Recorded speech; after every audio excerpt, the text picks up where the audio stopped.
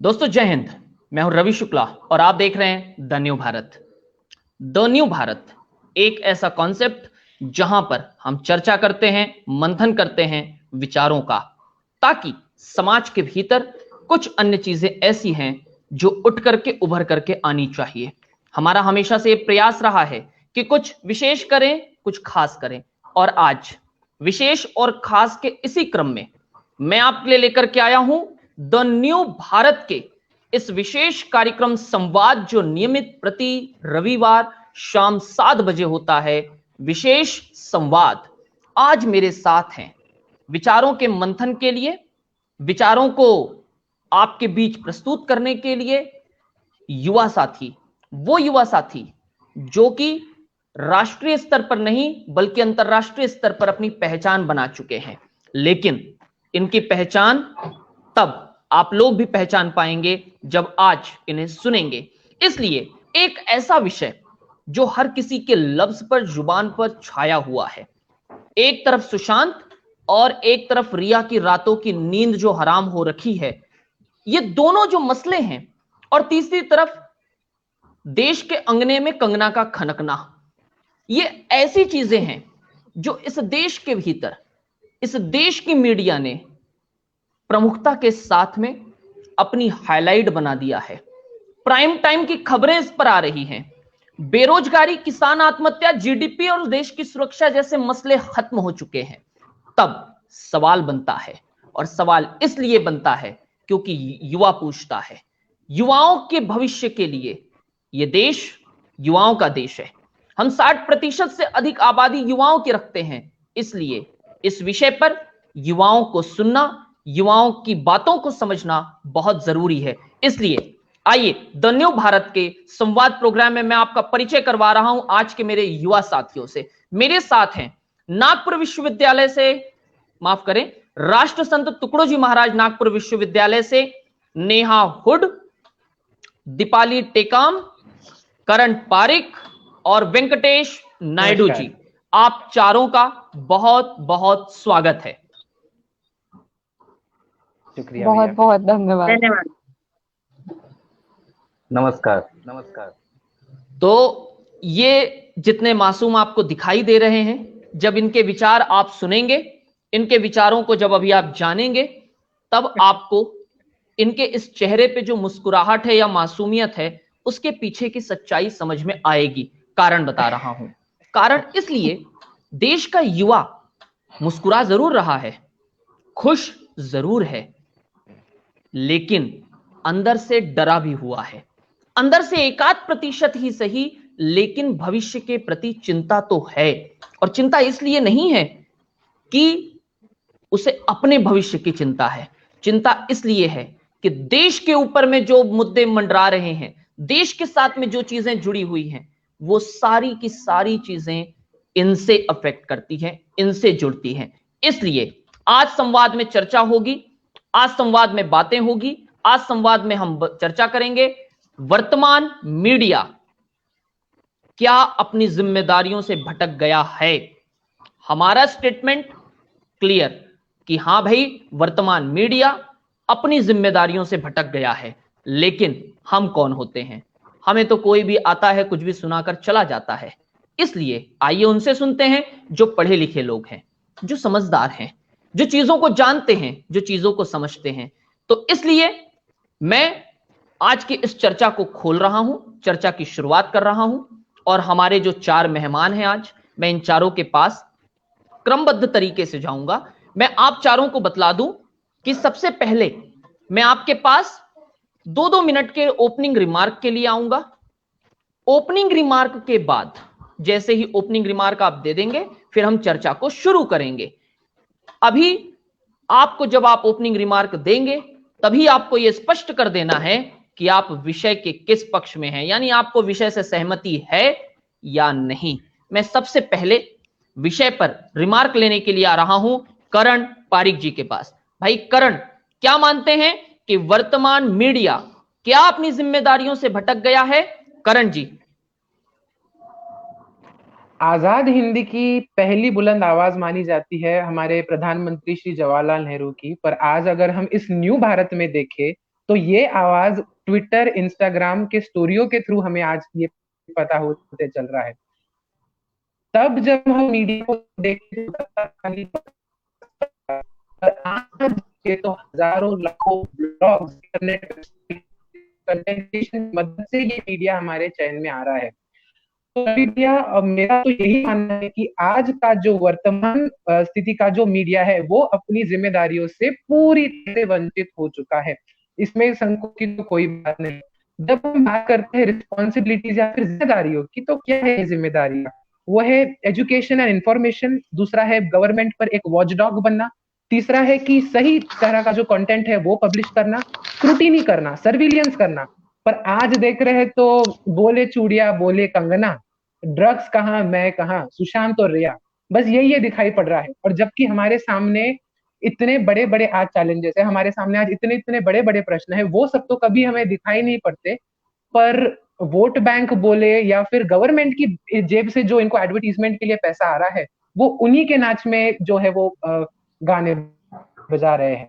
और मीडिया का काम है हमारे लोकतंत्र की दिशा का चौथा पिलर जिसको हम बोलते हैं, वो भी माना जाता है। तो मजबूती देने के बजाय ये तो उसे बिगाड़ रहा है। एजुकेशन एंड इंफॉर्मेशन जब हम इसे कहते हैं, तो ये लोगों का इन्फ्लुएंस, लोगों का जो ओपिनियन है उसे इन्फ्लुएंस कभी नहीं करना चाहिए। पर आज हम देखें तो कोई भी मीडिया हाउस हो या कोई भी डिजिटल प्लेटफॉर्म हो, उन्होंने एक नींव पकड़ ली है, उन्होंने एक रास्ता बना लिया है और लोगों को वो आज इन्फ्लुएंस करते जा रहे हैं। तो मेरा तो यही मानना है कि वर्तमान समय का जो मीडिया है वो अपनी जिम्मेदारियों से पूरा भटक चुका है और गलत राह पर चलने लगा। भाई, करण बारिक जी ने ओपनिंग रिमार्क में ही अपना मुद्दा और अपना विषय स्पष्ट कर दिया। कंगना और रिया देश के भीतर में जो समसामयिक मुद्दे उन्होंने टीवी पर प्रमुखता के साथ देखे, जिसने उनके ब्रेकफास्ट में भी साथ दिया, लंच में भी साथ दिया, डिनर में भी साथ दिया, और शायद यदि मोबाइल पर न्यूज देख रहे थे तो कम्बोर्ड पे भी साथ दिया। यकीनन ये इस देश के मीडिया की खूबसूरती हो गई है कि आप सुबह से लेकर शाम तक एक ही खबर में इस तरीके से उलझे रहते हो कि आपको समझ नहीं आता कि आप देखना क्या चाहते हैं और ये दिखाना क्या चाहते हैं। मैं जा रहा हूं वेंकटेश नायडू जी के पास में।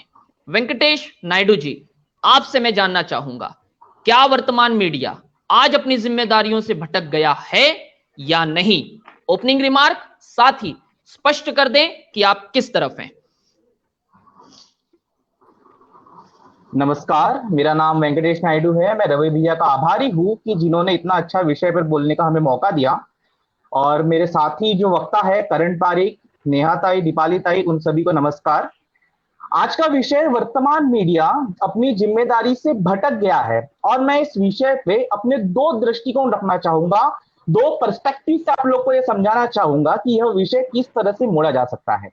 पहला पर्सपेक्टिव, पहला दृष्टिकोण अगर मैं बात करूं तो वो यह है कि जी नहीं, वर्तमान मीडिया बिल्कुल भी अपनी जिम्मेदारी से भटका हुआ नहीं है। वो समय की मांग के अनुसार ही बदल रहा है और जो भी हो रहा है वो बिल्कुल सही है। और दूसरा दृष्टिकोण कुछ इस तरह से है कि जो वर्तमान मीडिया है वो अपनी जिम्मेदारी से अगर भटक गया है तो क्या सिर्फ वर्तमान मीडिया ही भटका है या फिर इस व्यवस्था की, इस प्रणाली के होने वाली घटनाओं के कारण हमारी सोच ऐसी हो गई है।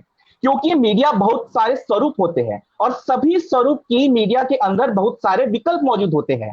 अब यह हम पर निर्भर करता है कि हम किस विकल्प की बात करके मीडिया को दोषी और गैर जिम्मेदाराना घोषित करें।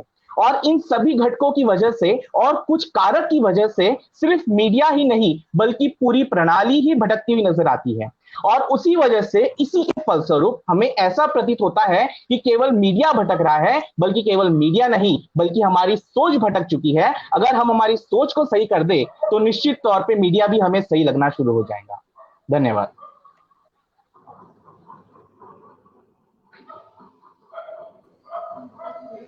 भाई, वेंकटेश जी का तो मानना है कि मीडिया भटके या ना भटके, हमारी सोच जरूर भटक गई है। तो शायद वेंकटेश जी कहना ये चाहते हैं कि जब देश का मीडिया कुछ भी दिखाए, हमारी सोच पर तय करता है। एट द लास्ट रिमोट तो हमारे हाथ में होता है, जो चाहे वो देख सकते हैं, और एक उसमें बंद करने का बटन भी होता है। उसे आप एक बार आजमा करके देखें, बंद करके देखें, तो शायद खबरें जो चल रही हैं वो बंद भी हो सकती है। मैं जाऊंगा दीपाली टेकाम जी के पास। दीपाली जी, क्या वर्तमान मीडिया आज अपनी जिम्मेदारियों से भटक गया है?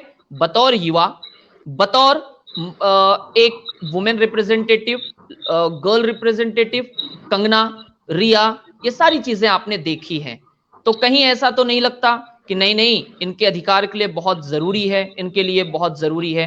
दीपाली जी। बहुत बहुत धन्यवाद रवि भैया।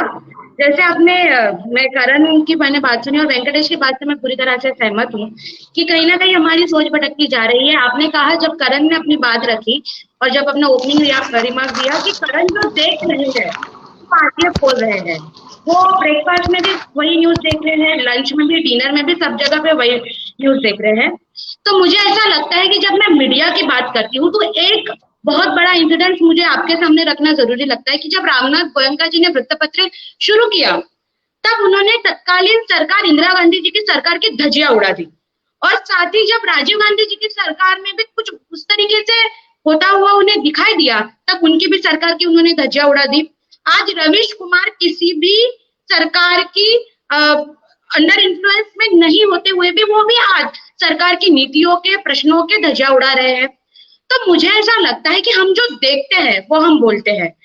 मुझे पता नहीं कौन से अंगना में कंगना बज रही है और कौन से कहाँ चूड़ियां बज रही है, क्योंकि मैं तो वो सारी न्यूज देखती नहीं हूँ। क्योंकि मीडिया मतलब केवल रिपब्लिक टीवी या फिर आज तक या इंडिया टीवी ऐसे सारे माध्यम मतलब मीडिया नहीं है। हमारे देश में बहुत पहले से दूरदर्शन नाम का एक मीडिया है। मेरे भाई करण वो क्यों नहीं देखना चाहते? या फिर जो लोग ये कह रहे हैं कि वर्तमान मीडिया अपनी जिम्मेदारियों से भटक गया है, वो दूरदर्शन क्यों नहीं देखना चाहते? 8 बजे राज्यसभा टीवी पे दिन भर की, देश भर की, दुनिया भर की खबरें चलती है जो कि सच होती है, जो ऐसी खबरें होती है जो सरकार की नीतियों पे अंकुश रखती है। हम वो देखना नहीं चाहते, हम द हिंदू पढ़ना नहीं चाहते, हम इंडियन एक्सप्रेस पढ़ना नहीं चाहते। तो कहीं ना कहीं ये जो लोग मतलब जो मीडिया भटकता जा रहा है वो कहीं ना कहीं हमारी वजह से भी भटकता जा रहा है। और एक सुंदर उदाहरण मैं बताना चाहूंगी। एक बहुत पुराने कलाकार है सीमा पावा जी। उनसे किसी रिपोर्टर ने पूछा कि सीमा जी आजकल ऐसा क्यों हो गया है कि सारी चैनलों पे एक ही समान न्यूज आती है या एक ही जैसे सारी सीरियल्स आती है? तो सीमा पावा जी का जो उत्तर है वही मेरा उत्तर रहेगा कि लोग वही देखना चाहते हैं और इसलिए वही दिखाया जा रहा है। तो ये मेरा सबसे बड़ा यहाँ मुद्दा रहेगा। और मुझे ऐसा लगता है कि हम अगर बोले कि हमें ये नहीं देखना, अगर जब कंगना के बारे में, जब सुशांत के बारे में, जब प्रिया के बारे में अगर आपको वो पसंद नहीं है, आप जब अपने टीवी बंद करेंगे, चैनल बदलेंगे, तो शायद वो नहीं दिखाया जाएगा। तो मुझे बिल्कुल नहीं लगता कि वर्तमान मीडिया अपनी जिम्मेदारियों से भटक गया है। वो कभी नहीं भटका था और कभी भी भटकेगा नहीं। और जो लोग ये कहते हैं उनको मैं बस इतना ही कहना चाहूंगी कि वे बोले दरबार लगाओ, वो बोले जयकार लगाओ।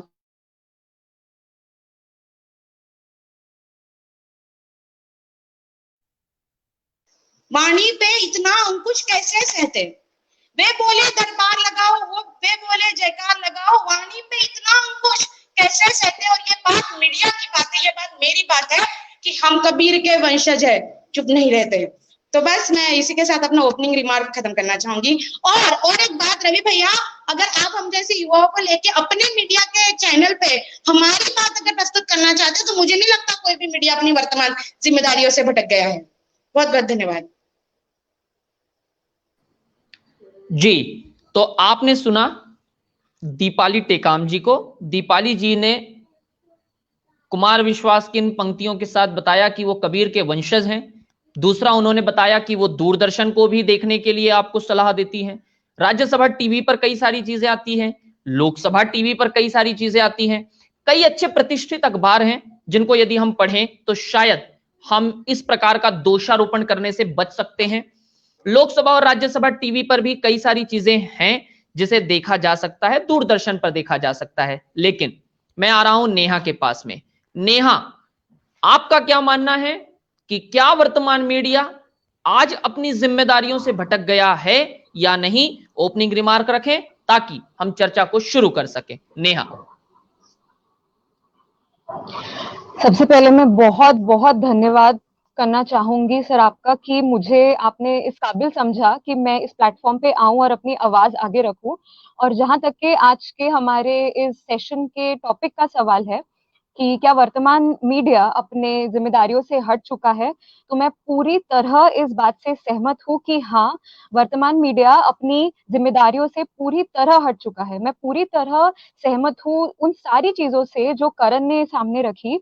और मेरा भी कहीं ना कहीं यही कहना है कि न्यूज मीडिया, अगर हम और स्पेसिफिक वे में बात करते हैं, तो न्यूज मीडिया एक ऐसा प्लेटफॉर्म है जो अपने देश के हर एक इंसान की स्ट्रेंथ है। हमें सबसे प्राइमरी सोर्स हमारा न्यूज मीडिया है, जो कि हर एक चीज जहां वो घटना घट रही है वहां से लेकर हमारे बीच अगर एक सोर्स है जो वो उस घटना को हमारे पास लेके आता है, तो वो है न्यूज मीडिया। और जब हम उस पूरी जर्नी की बात करते हैं जहां से वो घटना घट के हमारे पास आती है, तो ऐसे काफी सारे लेवल है सर जहां से वो चीजें फिल्टर होके हमारे पास आती है। ये चीज तो मुझे बताने की जरूरत नहीं है कि जो बड़े बड़े न्यूज चैनल्स है, प्राइवेट न्यूज चैनल्स है, उन्हें फंड किया जाता है इंडस्ट्रियलिस्ट से, उन्हें फंड किया जाता है पॉलिटिशियन से। इसलिए they make sure that every angle is first scrutinised, ताकि वो चीज उनके फेवर में काम करे। इससे कोई फर्क नहीं पड़ता आज के मीडिया प्लेटफॉर्म्स को कि हमारे पास जो न्यूज आ रही है वो कितनी जेन्युइन है, कितनी अनफिल्टर्ड है। क्योंकि फिलहाल का तो मुद्दा सबसे बड़ा बन गया है कि भाई इन न्यूज प्लेटफॉर्म्स को सरवाइव करना है। सबसे पहली बात तो मैं ये कहना चाहूंगी कि आज की कोविड सिचुएशन जो मार्च महीने से इंडिया को देखते हुए फरवरी मार्च महीने से चल रही है, उस न्यूज को देख के सब बोर हो चुके हैं। भले ही एक इनह्यूमन सा एंगल इसमें सुनाई दे, लेकिन मेरे पर्सनल एक्सपीरियंस से कह रही हूँ या आजकल के एनवायरनमेंट के हिसाब से कह रही हूँ, कोई नहीं देखना चाहता न्यूज चैनल पे कि भाई इंडिया में कोविड का क्या हाल है। लेकिन as long as the news related to Sushant Singh Rajput is concerned, it definitely has an entertainment value attached to it. और हम पूरी दुनिया में विख्यात हैं इस एक बात को लेके कि इंडियंस कितने ज्यादा इमोशनल होते हैं, कितना ज्यादा इमोशनल एंगल हर चीज के साथ जोड़ते हैं। उसी एक बात को पकड़ के हमारा न्यूज मीडिया प्लेटफॉर्म आज आगे बढ़ रहा है। और जहां तक के उनको सिर्फ एक चीज से मतलब है, अपना टीआरपी बढ़ाना। और टीआरपी सैडली अनफॉर्चुनेटली इस एक ही चीज पे गिना जाता है कि उस चैनल को नंबर ऑफ व्यूज कितने मिल रहे हैं। ये कोई नहीं देखता कि what is the quality of news that is being delivered. Only the number of views that are being received by the channel is counted for TRP. अब जैसे वेंकटेश जी ने कहा कि शायद हमारी ही सोच बुरी हो गई है कि हम सोच रहे हैं कि भाई मीडिया डिविएट हो गया है अपनी रिस्पॉन्सिबिलिटी से, लेकिन मैं कहना चाहूंगी कि ये हमारी सोच ही है जिस वजह से मुझ जैसे और फॉर दैट मैटर करण जैसे युवा ये सोचते हैं कि हम डिफरेंशिएट कर पा रहे हैं कि गलत क्या है और बुरा क्या दिखाया जा रहा है। We as the youth of India have come a long way in being able to differentiate what is right and what is wrong. आज घर में हर एज गैप के लोग टीवी देखते हैं। मैं हूँ 26 years old, my dad is 58 years old. हम दोनों के विचारधाराओं के जो क्लैशेस है उससे पता चलता है कि किस पे कितना ज्यादा इन्फ्लुएंस हो रहा है मीडिया का। मेरे डैड कोई न्यूज देख के भले ही ब्लाइंडली उसे फॉलो कर ले, मुझ पे अपने विचार थोपे, लेकिन चूंकि मैं देख रही हूँ आजकल कि मैं एक्सपोज्ड हूँ काफी सारे प्लेटफॉर्म्स को लेके, इसलिए मुझ में वो विजडम है कि मैं डिफरेंशिएट कर पाऊं कि सही क्या है गलत क्या है। आज दुनिया में अनगिनत चीजें हो रही हैं, पर जब टीवी खोलो तो एक ही चीज देखने मिलती है, या तो कंगना, या तो सुशांत, या तो ड्रग्स, रिया। और सर सबसे पहली बात तो मैं ये कहना चाहूंगी कि when you talk about a news media platform, their very primary and main target is to report the news and not to give their personal opinions. सबसे ज्यादा आज इंडियन मासेस पे इन्फ्लुएंस इसलिए हो रहा है क्योंकि न्यूज मीडिया अपने खुद के ओपिनियंस लेके आ रही हैं, अपने खुद के जजमेंट्स लेके आ रहे हैं और लोगों पे डाल रहे हैं। और कहीं ना कहीं लाइक आई सेड अर्लियर कि Indians are emotional, they want an entertainment angle in everything, they want an emotional angle in everything. वो उस वे में इन्फ्लुएंस होते जा रहे हैं। इसलिए मैं पूरी तरह विषय के पक्ष में हूं कि हाँ, इंडियन मीडिया पूरी तरह से अपनी जिम्मेदारियों से विचलित हो चुकी है।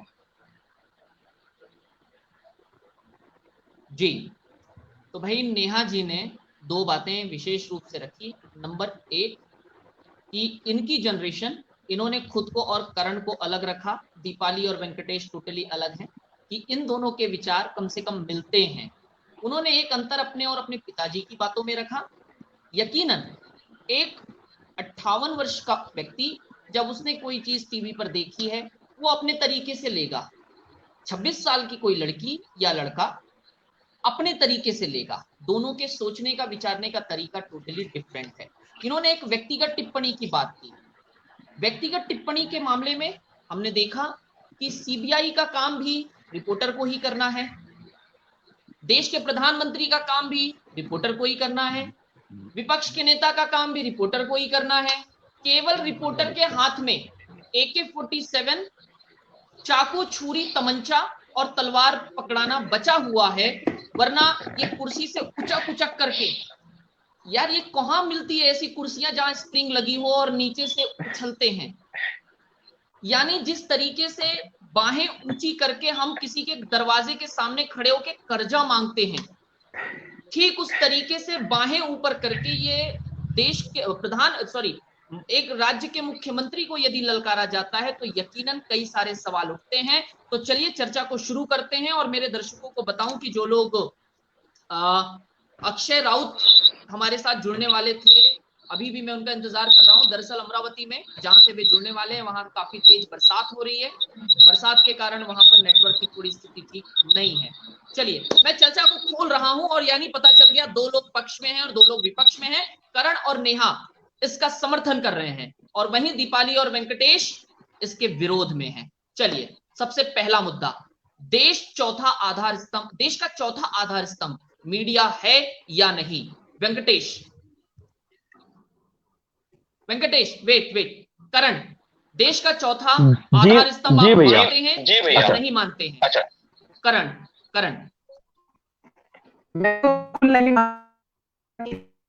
मीडिया, मैं कोई यहाँ नेहा जी की बात को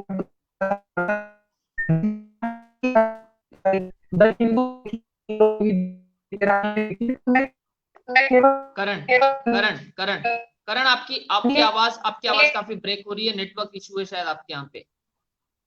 मैं आपके पास लौटूंगा। नेहा, देश का चौथा आधार स्तंभ मीडिया है या नहीं?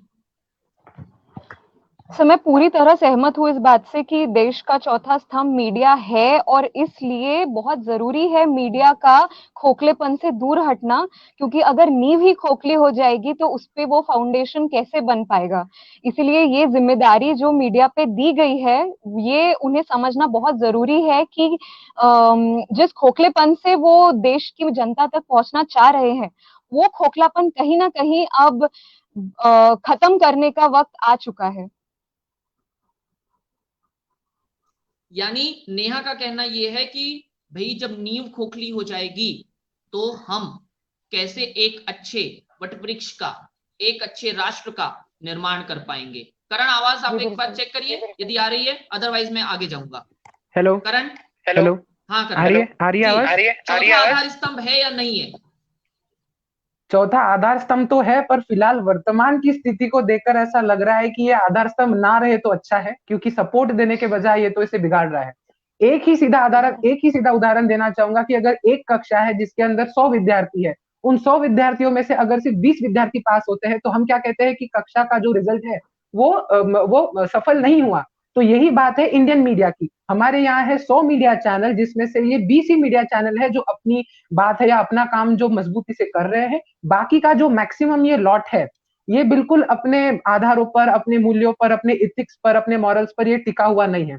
और होता यह है कि इस 80% के वॉल्यूम के वजह से जो हमारा 130 करोड़ देशवासी जो इन्फ्लुएंस हो रहे हैं, देश के बाहर भी जो इन्फ्लुएंस आ रहा है, ये सब इसको निगेटिव बना रहा है। तो इसीलिए ये मीडिया चौथा स्तंभ तो है ही, बट फिलहाल वर्तमान स्थिति जो देखे तो इसे टर्माइट खाकर इसे खोखला कर रहे हैं।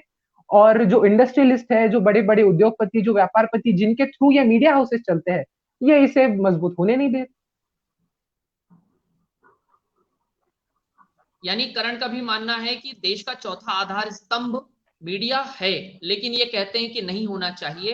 कारण ये बताया उन्होंने कि जब किसी इंडस्ट्रीज ने किसी पर पैसा लगाया है, किसी इंडस्ट्री वाले का पैसा लगा हुआ है, तो ऑब्वियस सी बात है भाई पैसा मेरा है तो विचार मेरे होंगे, विचारधारा मेरी होगी, चीजें मेरी होगी। वेंकटेश चौथा आधार स्तंभ है तो क्यों अपनी जिम्मेदारियों से भटक रहा है? यदि चौथा आधार स्तंभ है तो उसे नहीं होना चाहिए, ये आरोप है करण पारीक का। वेंकटेश। जी भैया, जैसे कि मैंने अपने वक्तव्य में इसके पहले भी कहा कि दोष केवल मीडिया का नहीं है।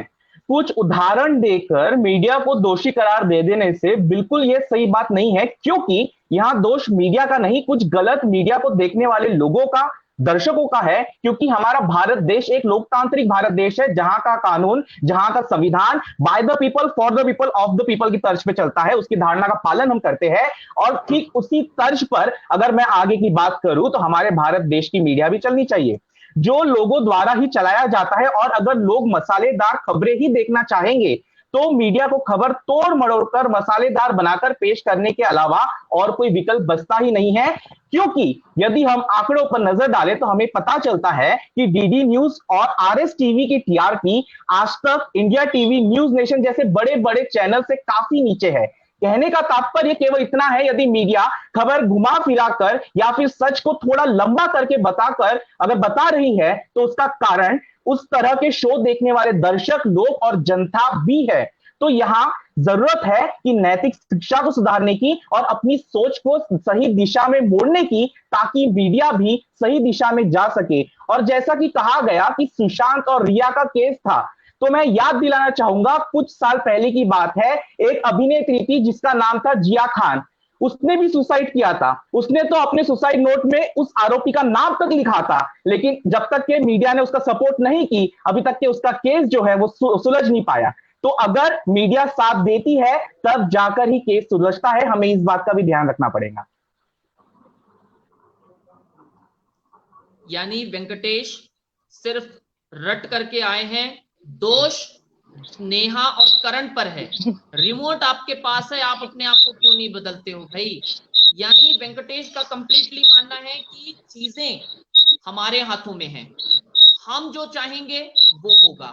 लेकिन वेंकटेश ने एक अच्छी बात कही है, मैं उसका जवाब लेने नेहा के पास जाऊंगा, लेकिन उससे पहले मैं दीपाली के पास जा रहा हूं। नेहा, आप एक प्रश्न तब तक नोट कर लें कि भाई मीडिया यदि चाहेगा तो ही देश को न्याय मिलेगा। यानी सुशांत की आत्मा मीडिया के पास आकर के बताएगी कान में। जैसे रिया ने बहुत अच्छी सी बात कही, आपने आज ही का दिन क्यों चुना? सुशांत ने कहा सपने में आकर। यानी फिल्म में तो एक्टिंग करते ही हैं, इंटरव्यू में भी एक्टिंग करने लग गए। अब कोई किसी, मुझे भी 2-3 दिन पहले यदि मैं कहूं कि सुशांत आया सपने में, उसने आकर के कहा कि वेंकटेश को, नेहा को, दीपाली को और करण को बुला करके लाओ, मुझे उनके साथ बात करनी है। ये इस देश के मीडिया ने दिखाया और हमने एक्सेप्ट कर लिया कि सुशांत सपने में आया था। यानी हम वो चीज परोस रहे हैं जो शायद वेंकटेश कह रहे हैं कि आप देखना चाहते हो, आप मना कर दो, आप एक बार टीआरपी गिरा दो, जिस दिन टीआरपी गिरी ये अपनी औकात पर आ जाएंगे। दीपाली, चौथा आधार स्तंभ है तो क्यों है, नहीं होना चाहिए तो क्यों नहीं होना चाहिए? देखिए, जहां तक मेरा ज्ञान है, मुझे ऐसा लगता है कि इमरजेंसी के बाद जब मीडिया को बोला गया कि आप सरकार के प्रति कुछ, सरकार के विरुद्ध में कुछ नहीं लिख सकते, तब लोगों ने बहुत जोर शोर से ये बात दुनिया के सामने, देश के सामने, माननीय प्रधानमंत्री जी के सामने रखी कि इस देश का चौथा आधार स्तंभ मीडिया को होना चाहिए, और इस वजह से वो चौथा आधार स्तंभ है। मुझे ऐसा लगता है कि जो वेंकटेश ने बात बोली वो वेंकटेश के मुंह से नहीं आई, वो तो नेहा ने उनको बोला कि भाई हम लोग एंटरटेनमेंट देखना चाहते हैं, मिर्च मसाला देखना चाहते हैं। और शायद यही वजह है कि आज जो हमारे चैनल्स है, हेलो मेरी आवाज आ रही है?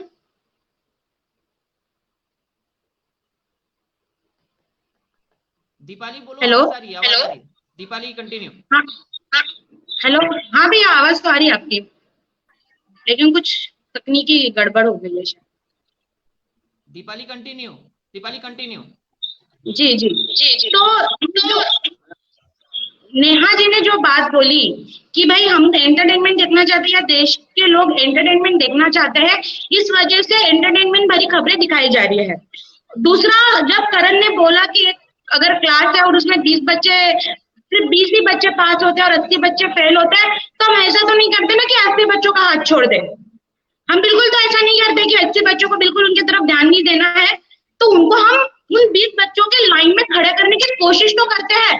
तो आज का हमारा युवा वर्ग या आज की हमारी जनता, वो असली जो न्यूज चैनल है जो एक प्रोपोगंडा चला रहे हैं और एक मिर्च मसाले वाली खबरें चला रहे हैं, उनको हाथ पकड़ के इन 20 लोगों के लाइन में क्यों नहीं लाना चाहता। और जैसे मेरे दोस्त ने कहा, वेंकटेश ने कहा कि जिया खान की खबरें चलाई नहीं गई और शायद इस वजह से उन्हें न्याय नहीं मिल पाया। सिर्फ ये जिया खान जी की बात नहीं है, ये दिव्या भारती की भी बात है, ये परवीन भाभी जी की भी बात है, ये सारे उन तमाम लोगों की बात है जिनके लिए कोई खड़ा नहीं हुआ। और मुझे ऐसा लगता है कि जब तक हम किसी के साथ खड़े नहीं हो पाएंगे, हम किसी के पास तो खुद से तो पहुंच नहीं पाएंगे कि भाई हम इनको सपोर्ट करते हैं या इनको सपोर्ट करते हैं। जनता के मन की बात अगर मीडिया दिखा रहा है, तो मुझे नहीं लगता कि किसी भी तरह से वो अपनी जिम्मेदारियों से भटक गया है। अगर एक बिहार का लड़का इस मुंबई में आता है एक्टर बनने और उसे मारा जाता है, उसे मेंटली हरास किया जाता है और उसके बारे में अगर खबरें चलाई जा रही है, ड्रग्स के बारे में, बॉलीवुड में होने वाले काले धंधे के बारे में अगर खबरें चलाई जा रही है, तो उसमें आपत्ति आपको क्यों है? और अगर फिर आपको आपत्ति है तो आप चैनल बदल दीजिए, मेरा तो सीधा मानना है। और मैं बिल्कुल अपने स्टैंड पे मैं बिल्कुल मजबूत हूँ कि बिल्कुल वर्तमान मीडिया जो है अपनी जिम्मेदारियों से भटका नहीं है।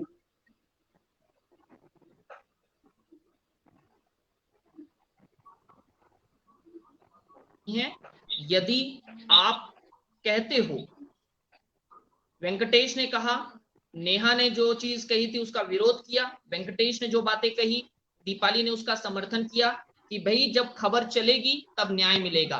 खबर तो पुलवामा की भी चली थी, 5000 पन्नों की सीबीआई की इंक्वायरी का एक पुलिंदा भी तैयार हुआ था।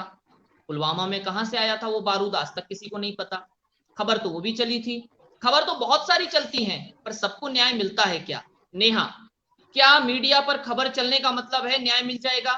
क्या मीडिया पर खबर चलने का मतलब है कि अब सास बहू के घर के झगड़े सुलझ जाएंगे?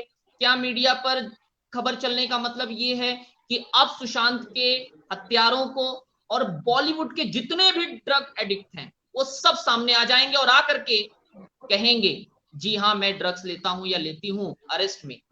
नेहा सर, मुझे हैरानी इस बात की है कि शायद दीपाली और वेंकटेश को ये लग रहा है कि हमारे देश की जुडिशरी, हमारे देश का कॉन्स्टिट्यूशन इतना कमजोर है कि उन्हें मीडिया का सपोर्ट लेना पड़ेगा किसी को न्याय दिलाने के लिए।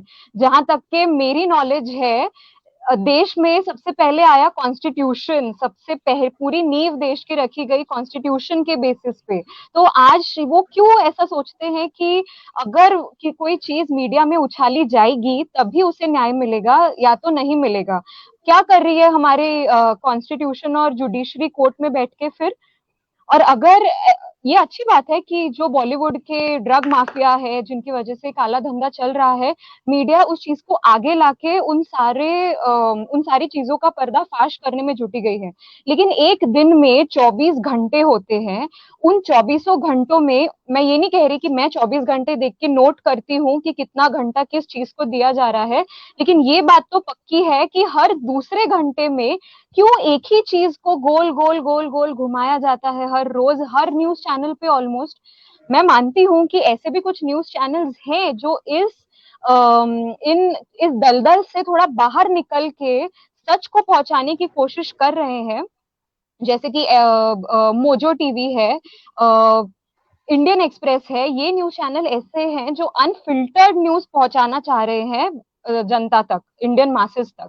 तो जहां तक के जैसे वेंकटेश ने बोला कि by the people, for the people, of the people होना चाहिए, बट ये बाय, फॉर, ऑफ में ब्रैकेट में उन लोगों के नाम है जिनसे इन्फ्लुएंस होके मीडिया चलती है और उनसे इन्फ्लुएंस होके ही वो न्यूज हम तक पहुंचाई जाती है। मैं इस चीज का बिल्कुल समर्थन नहीं करती कि चूंकि मुझे एंटरटेनमेंट पसंद है तो मैं वही देखूंगी।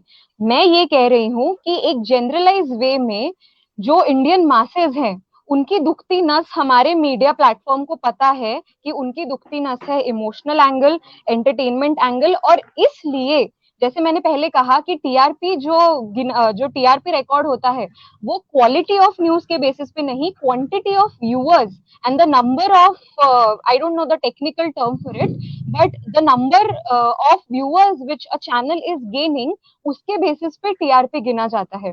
क्यों नहीं मिलता दूरदर्शन वाले चैनल्स को टीआरपी सबसे ज्यादा? क्योंकि भाई वो अपना सीधा सीधा सब दिखा देते हैं, अपना काम करके हट जाते हैं, पर उसमें क्या मजा है ना देखने में।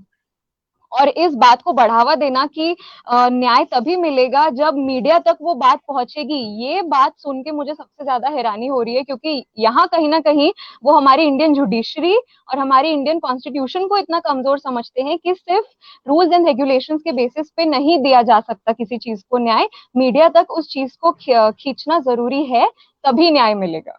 ये मेरा मुद्दा है अभी तो नेहा का बोलना ये है वेंकटेश को उत्तर देते हुए कि भैया आप मानते हो कि मीडिया तुरंत असरकारी है, यहाँ माइग्रेन का दर्द उठा, दवाई खाई और माइग्रेन का दर्द खत्म, शायद मलहम लगाई और जख्म भर गया, लेकिन तुरंत असर करने वाली मीडिया आजादी के पहले, आजादी के बाद कुछ वर्षों तक यदि देखी जाती थी, जिसके कारण कि चौथा आधार स्तंभ उसे दिया गया, नाम दिया गया, चौथा आधार स्तंभ बोला गया। मैं दूसरे मुद्दे पर आ रहा हूं, मेरा मुद्दा नंबर 2, मुद्दाहीन मीडिया।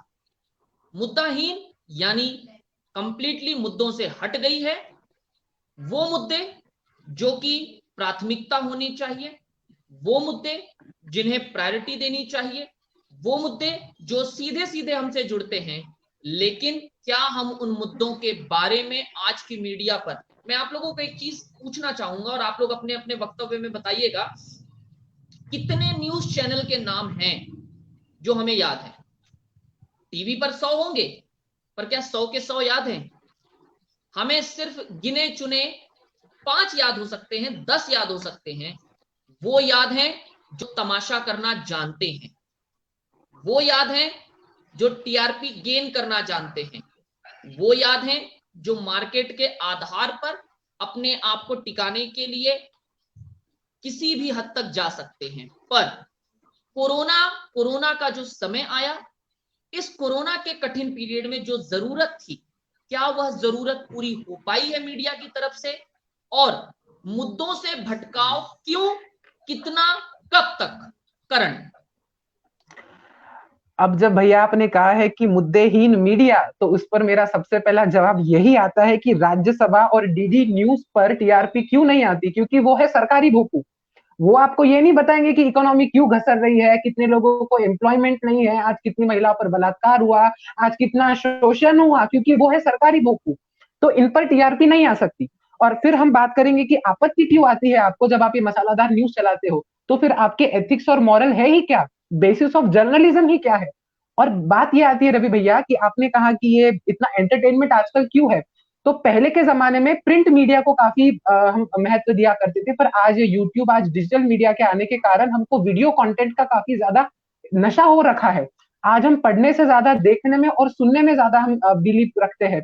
तो it's like watching a video and listening a newspaper. तो ये कॉन्सेप्ट ही बदल गया है पूरा। और मुद्देहीन, और आपने जब कोरोना की बात की, तो मैं आपको सबसे पहले यही बताना चाहूंगा कि कोरोना का जब अमिताभ बच्चन आज अस्पताल में अकेले, अमिताभ बच्चन ने खाई अकेले रोटी, आज यहाँ लोगों को दो समय की भरपेट रोटी खाने को नहीं मिल रही है। देश को क्या पड़ी है अमिताभ बच्चन अकेला गए कि नहीं गए हैं? सुशांत को आया रात में सपना, अर्नब की हवा छूटी, अरे वो लोग आज करोड़ों का पैसा कमा रहे हैं। कंगना को दे दी Y+ सिक्योरिटी। आज मैं गृह मंत्री से इस माध्यम के थ्रू मैं एक सवाल करना चाहूंगा, देश में आज कितनी बहन बेटियां हैं जिन पर रोज शोषण हो रहा है, उनकी Y सिक्योरिटी का तो ख्याल नहीं आया। अब वो Y सिक्योरिटी को इन्होंने इतना चलन में बना दिया कि Y सिक्योरिटी पर आज एक सीरीज बन चुकी है। तो ये बात होती है मुद्देहीन मीडिया की। JEE की एग्जाम हुई, नीट की एग्जाम हुई, उसका तो कोई पता नहीं। पता क्या, राम मंदिर बन गया, ये हो गया, न्यूयॉर्क में करोड़ों अब्जों डॉलर खर्चा कर उसका एडवर्टीजमेंट करवाया, वो मुद्दाहीन की बात नहीं हुई। अगर उसके खिलाफ बोलती तो आज मैं एंटी नेशनल बन जाऊं, आज ही मेरे घर पर गुंडे आ जाए। सरकार के खिलाफ आज कुछ बोलो तो ये एक पूरा सर्किट है। बॉलीवुड में ड्रग माफिया बोलो तो अरेस्ट कर लेंगे। आज मैं आपको बोलता हूं, अगर ड्रग्स और marijuana पे अगर बात चले तो आप मुंबई छोड़िए, आधा नागपुर आज जेल में रहेगा। पर ये सब बातें तो है नहीं, हमको किसी पर इसको ध्यान देना नहीं है। बात वही है जो मिर्च मसाला चलता है और जो एंटरटेनमेंट चलता है। मैं आपको गूगल एनालिटिक्स, मैं खुद एक कंप्यूटर साइंस इंजीनियरिंग का छात्र हूं, तो मैं आपको गूगल एनालिटिक्स के कुछ आंकड़े बताना चाहूंगा। जिस दिन सुशांत की मौत हुई, मेंटल हेल्थ 3.1 पर चला। जिस दिन सुशांत की मौत हुई उस दिन ड्रग्स, बॉलीवुड माफिया, करण जौहर, आलिया भट्ट इतने ट्रेंड हुए कि इंस्टाग्राम को अपने सर्वर बंद करने पड़े।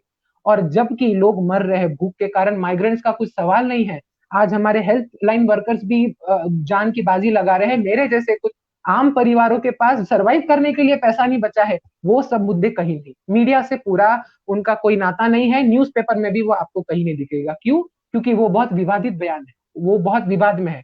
और कंगना रनावत का तो छोड़ो, मणिकर्णिका इस समय हो गया, उसको तो इतनी टीआरपी मिल गई, कल उसकी पिक्चर चलेगी, सब हिट हो जाएंगे। तो ये बात है, मुद्दे है, पर वो लोग उसे दिखाना नहीं चाहते, क्योंकि कंज्यूम कौन करेगा? कौन बैठा है यहाँ देखने के लिए कितना जीडीपी गया है कितना नहीं? क्योंकि निर्मला सीतारमन जैसे अगर मैं बन जाऊं तो मैं भी कह दूंगा, नहीं रवि भैया, it is all act of God. और कुछ भला हो, नहीं नहीं हमारी सरकार ने किया, हमने किया, हमारी फाइनेंस मिनिस्टर ने किया। आज आप हेल्थ मिनिस्टर को पूछो कि कितने माइग्रेंट वर्कर मरे हैं। आज आप ट्रांसपोर्ट मिनिस्टर को पूछो कि ये जो ट्रांसपोर्टेशन का जो सिस्टम चल रहा है, नितिन गडकरी जी ने भी बोल दिया कि नहीं, हमारे पास इसका कोई डेटा नहीं है। पर आपके पास उस चीज का जरूर डेटा है कि कितने ड्रग स्मगलर है, सीबीआई की कितनी रिपोर्ट बनी, उमर खालिद पर क्या क्या बयानबाजी हुई। एक अकेले दिल्ली रायोट के वजह से पूरा भारत देश परेशान नहीं होगा। मुद्दे आप सुलझा नहीं रहे हो। और वही बात आती है कि जब तक मीडिया इस पे स्ट्रेस करता नहीं है तब तक कोई बात नहीं होती। आपने नाम लिया प्रत्युषा बैनर्जी का, जिया खान का। मैं याद दिलाना चाहूंगा, जब रेखा के पति की मृत्यु हुई तो पूरे मीडिया ने रेखा को मांगलिक करार कर दिया और कहा कि वो रेखा की ग्रह दशा की वजह से पति की मृत्यु हुई। तो ये कहाँ का न्याय हुआ?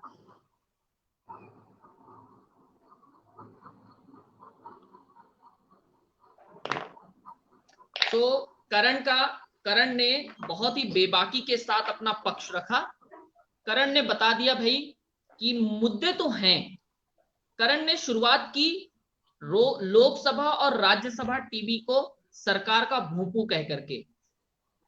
राज्यसभा टीवी के एक पूर्व संपादक मेरे परिचित हैं, जिस दिन उन पर दबाव डाला गया कि आप सरकार के पक्ष में पत्रकारिता करिए, उन्होंने उपराष्ट्रपति जी को तुरंत अपना इस्तीफा सौंप दिया। और जब उन्होंने इस्तीफा सौंपा तो वेंकैया नायडू जी ने उनको रोका, बोले कि नहीं, आप नहीं जाएंगे। उन्होंने कहा, मैं दबाव में काम करने वाले पत्रकारों में से नहीं। तो कहीं तक करण पारिक जी की ये बात कि सरकार का भोंपू है तो सरकार की नाकामियां कैसे गिनाई जाएगी, बात मानते हैं। करण जी ने उन मजदूरों की बात की जिन्होंने पलायन किया। करण ने वो सारे मुद्दे उठाए जिन मुद्दों को सामने रख करके मीडिया आज टीआरपी गेन कर रहा है। लेकिन मैं जा रहा हूं दीपाली के पास। दीपाली, मैं आपसे समझना चाहूंगा कि क्या वर्तमान मीडिया के पास मुद्दे कम हैं या कुछ ही मुद्दे हैं जिन मुद्दों को सहारा बना करके ये टीआरपी लेना चाहते हैं, जिन मुद्दों के दम पर ही इन्हें ऐसा लगता है क्या रोजगार का मसला इनको टीआरपी नहीं देगा, क्या देश के यूथ की समस्या इनको टीआरपी नहीं देगी, क्या किसानों की आत्महत्या इनको टीआरपी नहीं देगी, क्या कोरोना की समस्या इनको टीआरपी नहीं देगी, क्या अस्पताल के भीतर कैमरे लगने चाहिए जहां पर कोरोना पेशेंट का इलाज हो रहा है, एक मुहिम नहीं चलाई जा सकती। यानी ऐसे कई मसले हैं जिन मसलों को यदि मीडिया उठाए, तो मैं वेंकटेश की बात को दोबारा कोट करूंगा कि वेंकटेश ने कहा था कि यदि मीडिया पर खबर आ जाए तो यकीनन मसला हल हो सकता है। तो यकीनन जब कोरोना के लिए कोरोना से परेशान और पीड़ित कोई व्यक्ति अस्पताल के बाहर खड़ा है, लड़ रहा है और प्रशासन उसको बेड उपलब्ध नहीं करवा रहा, ऑक्सीजन उपलब्ध नहीं करवा रहा, और यही मीडिया आ जाए, तो क्या ये हालात सुधर नहीं सकते? क्या देश के युवाओं को रोजगार नहीं मिल सकता? क्या वो सारी समस्याएं हल नहीं हो सकती जो हम और आप फेस कर रहे हैं? दीपाली। सबसे पहले क्योंकि मैं एक जुडिशरी की स्टूडेंट हूँ तो मुझे निहादी की क्वेश्चन का जवाब देना बहुत ज्यादा जरूरी लगता है। उन्होंने कहा कि क्या हमें हमारी जुडिशरी पे, हमें हमारी कॉन्स्टिट्यूशन पे भरोसा नहीं है। तो मुझे लगता है नेहा दी वो दिन भूल गई कि जब सुप्रीम कोर्ट के कुछ जजेस मीडिया के सामने आके ये बोले कि हमें न्याय मिला के दो, या फिर जैसे उन्होंने कहा कि हमारे देश के पूर्व क्या इंडिपेंडेंस, प्री इंडिपेंडेंस भी क्या मीडिया थी, क्या ये था, क्या वो था क्या। तो मुझे ऐसा लगता है लोकमान्य तिलक जी ने एक बहुत बड़ी बात केसरी वृत्तमान पत्र जब उन्होंने निकाला तो उन्होंने ये बात कही थी कि ये वर्तमान पत्र तुम्हें न्याय दिलाने में कमजोर पड़ सकता है, लेकिन ये तुम्हें संगठित करने में कभी कमजोर नहीं पड़ सकता। तो मुझे ऐसा लगता है कि नेहा दी के सवालों का ये जवाब है। जहां तक आपने पूछा और करण ने भी कहा कि माइग्रेंट वर्कर्स के बारे में क्यों नहीं दिखाया जा रहा है, बेरोजगार विवाहों के बारे में क्यों नहीं दिखाया जा रहा है, तो मुझे ये समझ नहीं आ रहा कि करण को किसने बताया कि वर्कर्स माइग्रेट हो रहे हैं। वर्कर्स खुद आके उनके कान में बता के गए, या फिर देश की सारी जनता को क्या वर्कर्स आके बता के जा रहे हैं, या सोनू सूद जी को क्या वर्कर्स ने आके बता कि भाई हम माइग्रेटर वर्कर्स है, हमें कहाँ घर कैसे जाना है पता नहीं चल रहा। या केवल नागपुर की अगर मैं बात करूं तो नागपुर में हजारों ऐसे लोग हैं जिनको घर नहीं है, जिनको अनाज नहीं मिल रहा था, सब तक नागपुर की जनता पहुंची। इतना ही नहीं, महानगर पालिका ने भी पहुंचने का प्रयास किया। वो क्यों किया? क्योंकि मीडिया में दिखाया गया। कोई भी आपके पास आके ये सब बातें नहीं बताएगा। मीडिया का काम है आपको ये बात बताना, आपको उसमें से लेना क्या है वो एक। और जो राज्यसभा टीवी की और दूरदर्शन की बात मेरे भाई करण ने करी, तो मुझे ऐसा लगता है रवि भैया के उदाहरण में करण को जवाब दे दिया कि राज्यसभा के एक संपादक जब ऐसा कहते हैं कि मैं किसी के भी दबाव में आके कोई काम नहीं करूंगा, तो मुझे ऐसा लगता है कि वही मीडिया अपनी जिम्मेदारी पूरी तरीके से निभा रही है। तब की बात नहीं है, आज की अगर मैं बात करूं तो हरसिमरत कौर बादल जी ने यूनियन कैबिनेट में अपना इस्तीफा दिया। अब ये मुझे कैसे पता चला? अब ये मैं न्यूज में देखूंगी तभी मुझे पता चलेगा, जब मीडिया मुझ तक पहुंचाएगी तभी मुझे पता चलेगा। आज पंजाब हरियाणा में जो नया विधायक आया है कृषि को लेके, उसको लेके हमारे देश के पंजाब हरियाणा और बाकी राज्यों में भी जो किसान हमारे भाई है वो हड़ताल पे बैठे हैं। अब मैं खुद तो पंजाब जाके नहीं आई, या पंजाब के किसी किसान ने तो मुझे कॉल करके नहीं बताया कि भाई हम हड़ताल पे बैठे हैं। ये मुझे मीडिया ने बताया तो मुझे पता चला। तो अभी आप देखिए रवि भैया, या मैं बाकी जनता से भी कहना चाहूंगी कि आप डिफरेंशिएट करने कीजिए कि कौन क्या ले रहा है, कौन क्या ले रहा है। और मेरे भाई ने ये कहा कि जब रेखा के पति की मृत्यु हुई तो सब पूरी मीडिया ने उसे मांगलिक करार कर दिया था, लेकिन जब हमारा देश पहली बार में मंगल पे पहुंचा, वो भी तो हमें मीडिया के माध्यम से पता चला। तो मैं ये आपको कहना चाहूंगी कि मीडिया अपना काम कर रहा है। अब ऐसा होता है ना, एक छोटा बच्चा होता है, उसको माँ बोलती है कि बेटा देखो बिल्कुल वो जो कप है ना वो गर्म है, गर्म कप को हाथ नहीं लगाना। तो बेटा हंसने में लेता है, या फिर नहीं छोटा रहता है, उसको समझ नहीं आती, या फिर उसके पास समझ नहीं होती, वो कप को हाथ लगाने जाता है। माँ फिर से कहती है कि देखो बेटा कप को हाथ मत लगाओ, कप गर्म है। बेटा फिर नहीं सुनता। जब तक बेटे को वो गर्म कप का चट्टा नहीं लग जाता, जब तक उसको खुद को ये अनुभूति नहीं होती कि जो कप है वो गर्म है, वो बात नहीं आता। तो मुझे ऐसा लगता है कि आप इस देश के युवाओं को बात करना चाहिए कि अगर 80 मीडिया चैनल्स जो है वो गर्म कप जो जैसे है, तो हम क्यों उनके पास जाए, हम क्यों उस कप के पास नहीं जाए जो ठंडा है। तो मुझे ऐसा लगता है कि हमें आत्म परीक्षण करने की बहुत ज्यादा जरूरत है आज की स्थिति में। केवल मीडिया को लेके ही नहीं, तो बाकी सारी चीजों में हमें आत्म परीक्षण करना बहुत ज्यादा जरूरी है। भाई दीपाली का एकदम स्पष्ट मत है कि हम सुधरेंगे तो लोग सुधरेंगे। यदि हम अपने ऊपर, अपनी उंगलियों पर, अपनी आंखों पर और अपने दिमाग पर काबू नहीं कर सकते, तो मीडिया को हम नहीं कह सकते कि वो खुद से काबू में आएगा। नेहा, प्रश्न यही है, मुद्दाहीनता, प्रश्न यही है, मुद्दे से भटकाव, प्रश्न यही है कि रेखा के पति की मृत्यु के बाद उसे मांगलिक करार दिया गया। तो भैया दीपाली ने कहा कि चांद पे गए, तो उसकी भी जानकारी मीडिया ने दी। और किस तरीके से श्रीदेवी जी का मृत्यु हुई वो बाथ टब के अंदर लेटकर भी हमें पत्रकार ने ही बताई। कितनी हाइट सुशांत की थी, कितने किस प्रकार से हुआ होगा ये भी मीडिया ने बताया। वाई+ सिक्योरिटी में कितने गार्ड्स होते हैं, किस तरह से एक अबला नारी को चारों तरफ से घसीट पकड़ करके या कैद करके लाया जाता है, ये भी मीडिया ने बताया। कितना बड़ा कंगना रनावत का घर है, कितने कमरे हैं, जेल के भीतर रोटी कौन से आटे की मिलती है, ये भी मीडिया ने बताया। रात को रिया 2:30 बजे क्या सोच रही थी, ये भी मीडिया ने बताया। उसने 2 रोटी कम क्यों खाई, ये भी मीडिया ने बताया। तो ये जितनी चीजें हैं, दीपाली और करण ने अपनी बात रखी। दीपाली ने कहा कि आपके ऊपर है, तय आप करिए क्या देखेंगे। करण ने सीधा सीधा कहा भैया मुद्दाहीनता तो है। नेहा, आपका मत, मुद्दाहीनता क्यों, कारण क्या है, और हम इससे बाहर क्यों नहीं आ पा रहे? नेहा। सर मुझे ऐसा लगता है, जैसे दीपाली ने कहा कि वो हम पे निर्भर करता है कि हम क्या एब्जॉर्ब करते हैं मीडिया से और क्या नहीं। तो मैं भले ही इस विषय के पक्ष में बोल रही हूँ, लेकिन मैं इस चीज को बिल्कुल डिनाई नहीं करूंगी कि हाँ, जो चीजें सच में जानने जैसी है, जेन्युइन है, वो मीडिया हमें बताता है। लेकिन ये भी एंगल निग्लेक्ट नहीं कर सकते कि फिलहाल सबसे ज्यादा वही चीजें दिखाई जा रही है जो जरूरी नहीं है। अभी फिलहाल मीडिया का हर हर एंटाइटी को सरवाइव करने की एक जरूरत पड़ती है।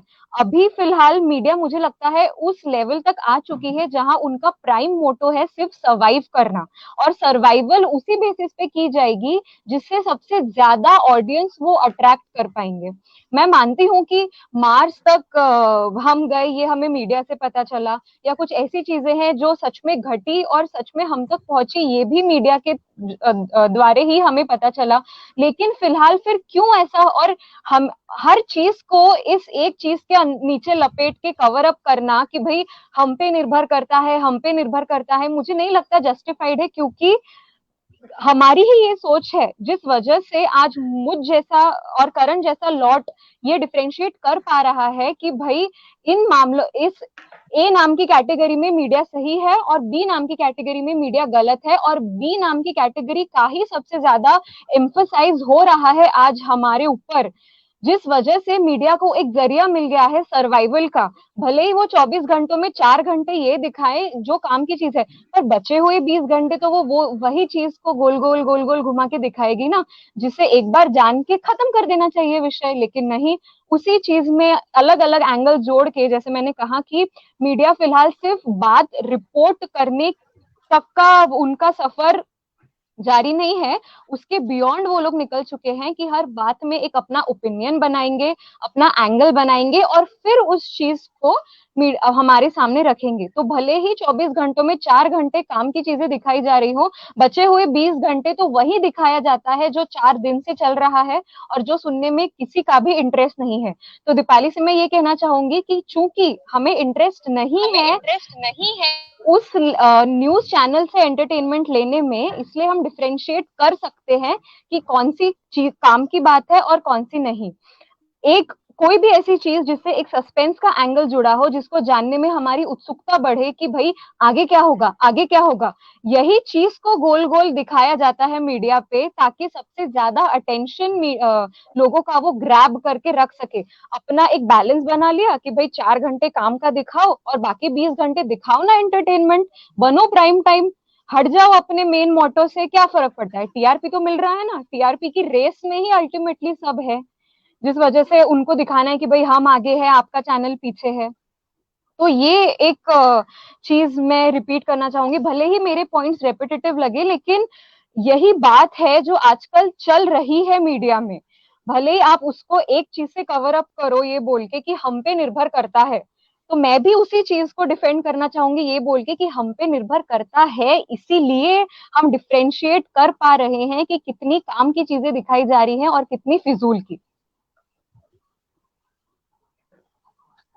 नेहा अभी भी अपनी बात पर अडिग है, कहना वही है कि मीडिया अपनी जिम्मेदारियों से यदि भटका है तो उसके कारण है। भाई आप टीवी देखते हैं, एक एंकर ने दीपाली पिछले 2.5 घंटे से आपको एंटरटेन किया, और नई एंकर आती है तो वो क्या हैंडओवर करके जाता है, अब और विस्तार से आप जानेंगे मेरी दोस्त सो एंड सो के साथ। तो ये 2.5 घंटे से क्या हमको कुछ और दिखाना चाह रहा था? यानी हमें केवल वो चीज इस तरीके से दिखा दी जाती है, सबके तरीके अलग होते हैं, सबके उद्देश्य अलग होते हैं। मैं वेंकटेश के पास जा रहा हूं। वेंकटेश, नाटकीय ड्रामा,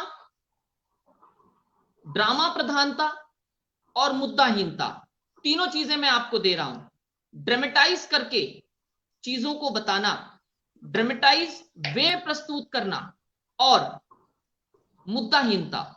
वेंकटेश नायडू क्या मानते हैं? मैं चाहूंगा वेंकटेश नायडू निष्पक्ष होकर के इस पर अपनी बात रखें। वेंकटेश। जी भैया, तो जैसा कि बात है ड्रामा की, या फिर अगर बात हम करते हैं कि किस तरह से 2.5 घंटे के शो के बाद फिर हैंडओवर उसी मुद्दे पर कर दिया जाता है, देखने वाले हम हैं। हमारे पास, जैसा आपने कहा कि 100 न्यूज चैनल या उससे भी ज्यादा होंगे, हम न्यूज चैनल चेंज कर सकते हैं अगर हमें न्यूज अच्छी नहीं लग रही, हमें लगता है कि वो रिपीट कर रहे हैं, क्योंकि रिपीटेटिव चीज हमें भी सुनने में पसंद नहीं आता है। और ठीक जैसा कि नेहा दी ने बताया कि अगर आपको कोई खबर जरूरी लगती है और वो जरूरी खबर नहीं दिखाई जा रही, तो मेरे घर में रोज अखबार आता है। मैं हूं एक मैकेनिकल इंजीनियर, मैं चाहता हूं कि उस अखबार के अंदर मशीनों की खबरें दिखाई जाए। अगर उसके अंदर मशीनों की खबरें नहीं दिखाई जाती है, तो क्या मैं कहूंगा कि बाकी खबरें मेरे लिए जरूरी नहीं है? मैं एक शतरंज का खिलाड़ी हूं, तो मैं चाहूंगा कि क्या सिर्फ शतरंज की खबरें उसके अंदर छपे? बिल्कुल भी नहीं। लेकिन अगर यह सब चीजें हमारे सामने आ रही है और हम इतने आसानी से इन सब के बारे में बोल रहे हैं, वो इस वजह से क्योंकि आजकल आरोप लगाना बड़ा आसान हो गया है। तो मैं आप लोग के सामने बताना चाहूंगा एक उदाहरण देकर कि कुछ दिन पहले जो है पबजी बैन हो गया था। तो मैंने एक युवा, एक किशोर का एक स्टेटस देखा, उसने कहा पबजी बैन हो गया, कोई बात नहीं, अब मैं फौजी खेलूंगा। तो मेरा प्रश्न ये होता है कि पबजी की जगह तुम इंडिया का एक बनाया हुआ गेम फौजी खेलोगे, बजाय उसके तुम पढ़ाई क्यों नहीं करते? और अगर मैं इसको थोड़ा विस्तार से बताना चाहूं तो 1947 के बाद हमें आजादी मिल चुकी थी। आजादी के बाद जो शिक्षा नीति में बदलाव होना चाहिए था, वो बदलाव आया नहीं, और उसी शिक्षा नीति का फलस्वरूप यह है कि इस लड़के को, इस विद्यार्थी को, इस छात्र को यह पता है कि वो इसी शिक्षा नीति के अंतर्गत 60 से 70% मार्क्स लेके पास भी हो जाएगा। अब यह पबजी की जगह फौजी खेलने वाला लड़का जिसने पढ़ाई नहीं किया, वो अब 60 से 70% की डिग्री लेकर बेरोजगार बैठेगा और आरोप लगा देगा सरकार पर। तो ये होता है कि हम आरोप लगाने अब बड़ा आसान हो गया है। मैं आपको बताना चाहूंगा आजादी के बाद हुआ क्या था कि लोगों को जैसी आजादी मिली, लोग अपने अधिकार भूल गए।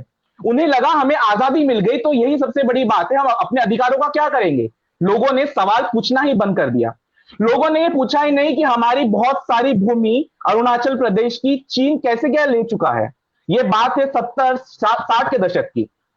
उन्होंने सवाल पूछा ही नहीं उस समय के प्रधानमंत्रियों से, जब वहां के प्रधानमंत्री आके कहते थे कि हम अगर ऊपर से 1 रुपया देते हैं तो वो आम आदमी तक पहुंचने तक के 1 पैसा या 10 पैसा कुछ हो जाता है। तो लोगों का काम था कि उनके हक का पैसा उन तक क्यों नहीं पहुंच रहा, जब सरकार उनकी है तो पूरा 1 रुपया मेरे हाथ में क्यों नहीं आ रहा। यह सवाल उनको पूछना चाहिए था। लोग सवाल पूछना ही भूल चुके थे। अगर कश्मीर है, कश्मीर भारत का हिस्सा है, तो वो पाकिस्तान ऑक्यूपाइड कैसे हो गया, ये सवाल पूछना चाहिए था। अगर यह सवाल ना सही तो यह पूछना चाहिए था कि यह सुलझाया क्यों नहीं गया।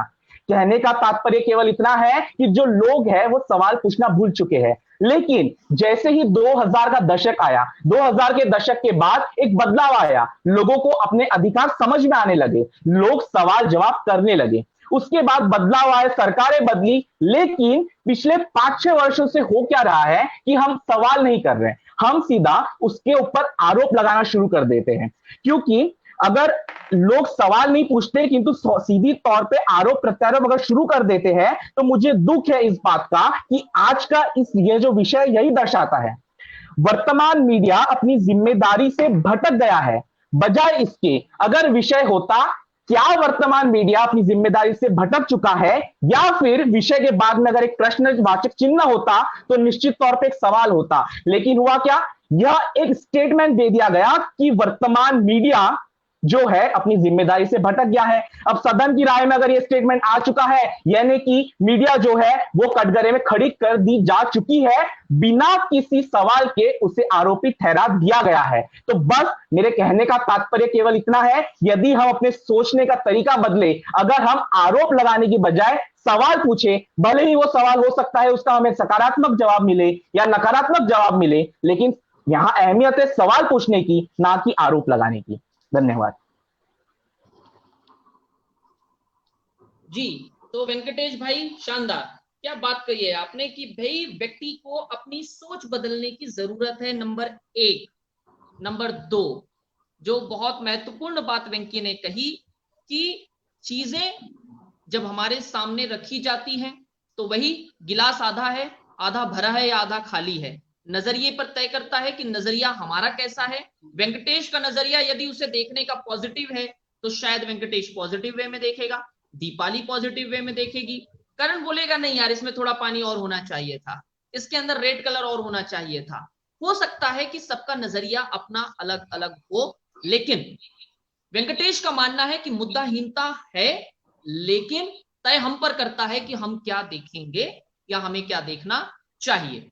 चलिए तीसरे मुद्दे पर आते हैं। तीसरा मुद्दा जो है बहुत ही महत्वपूर्ण है कि क्या दूरदर्शन का उपभोक्तावाद न बन करके वर्तमान में जो कॉरपोरेट चैनल आए हैं, यही मीडिया पर आज जो सवाल खड़े हो रहे हैं, सवालिया निशान लग रहे हैं, यही एक कारण है कॉरपोरेट का आना, उपभोक्तावाद का आना।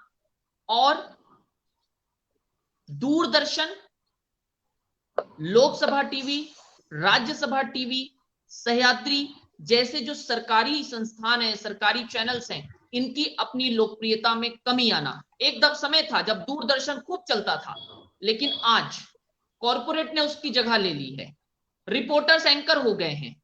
तो क्या ये कॉरपोरेट का आना एक तरीका है, एक कारण है, ऐसा कारण जो कि मीडिया पर हावी हो गया है? जी करण।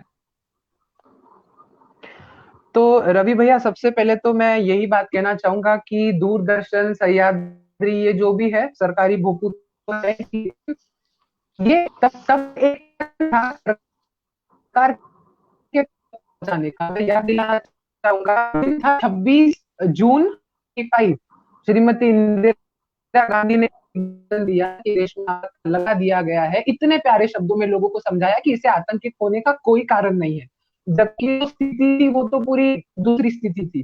तो बात ये हो जाती है, मैं आपको एक किस्सा सुनाना चाहूंगा। नागपुर के ही युवावाणी आकाशवाणी के सेंटर में जब मैं गया युवावाणी शो करने के लिए, तो मैं नाम नहीं लेना चाहूंगा, मैंने प्रोग्राम डायरेक्टर से कहा कि सीए एनआरसी पर बात करनी चाहिए क्योंकि ये एक फिलहाल बहुत ज्वलंत विषय है। तो उन्होंने कहा नहीं नहीं बेटा, ये सरकार की नीतियों के खिलाफ जा रहा है और ये बहुत कॉन्ट्रोवर्शियल हो जाएगा, इसलिए हमें इसको डाउन करना है। तो बात यही आ जाती है कि ये जितने भी सरकार के जितने भी हैं, एक ही एक ही टाइप की न्यूज तक सीमित है। फिर हुआ क्या, ग्लोबलाइजेशन के आने के वजह से, कॉर्पोरेट कल्चर इंडिया की वजह से ये कल्चर आने लगा। लोगों ने ये देखा कि एक सोर्स ऑफ इनकम भी है, सोर्स होने का एक है, और साथ ही मीडिया एक इमर्जिंग मास ट्रेंड हमारे बहुत है जिसे कैपिटल भी कह सकते हैं। तो आज अगर जितने भी बड़े चैनल है जिसमें एक ही एक इंसान का ओनर है, कुछ शेयर्स फिर इनके। बात आती है कि ये न्यूज़ में ड्रामेटिक रिपोर्टिंग क्यों होती है या रिस्पॉन्सिबिलिटीज क्यों नहीं आती। तो हमारा जो भारत जो है वो मंगल तक गया, ये बात भी हमें मीडिया ने बताई, और रेखा मांगलिक है ये बात हमें मीडिया ने बताई। पर बात आती है रिस्पॉन्सिबिलिटी की, मंगल हम गए, ये बात सही बात है, रिस्पॉन्सिबल बात है, पर रेखा मांगलिक है ये कहाँ का रिस्पॉन्सिबिलिटी, बात यही है। और दूसरी जब बात ये सब हुआ, तो आज तो मैंने बता दिया कि सब्जेक्ट इतने अच्छी तरह से मॉडिफाई कर दिए हैं, फ्री मीडिया जब है हमारे पास, और ये नीति में हर बच्चा जब पढ़ने जाएगा, जब कितनी लगेगी। आज जब हम जब कहते हैं कि मीडिया का एक बहुत बड़ा हो है, तो अगर एक सच्चा पत्रकार हूँ, मैंने एक न्यूज बनाई और मैं अगर न्यूज रूम में जाता हूँ और मैंने टेलीकास्ट पर देखा कि न्यूज तो कुछ और ही हो चुकी है, तो मेरे मन में क्या सवाल आएगा कि जब मैं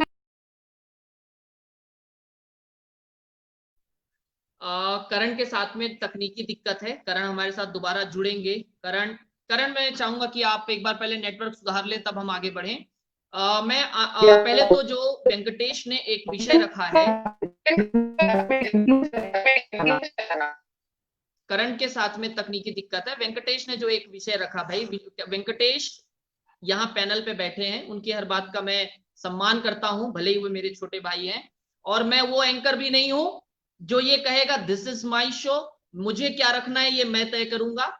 यदि आपको ऐसा लगता है कि विषय जजमेंटल हो गया है तो वहां पर द न्यू भारत की ओर से रवि शुक्ला आपको ये बता रहा है कि ये विषय कोई जजमेंटल नहीं है, किसी तरफ झुकाव नहीं है।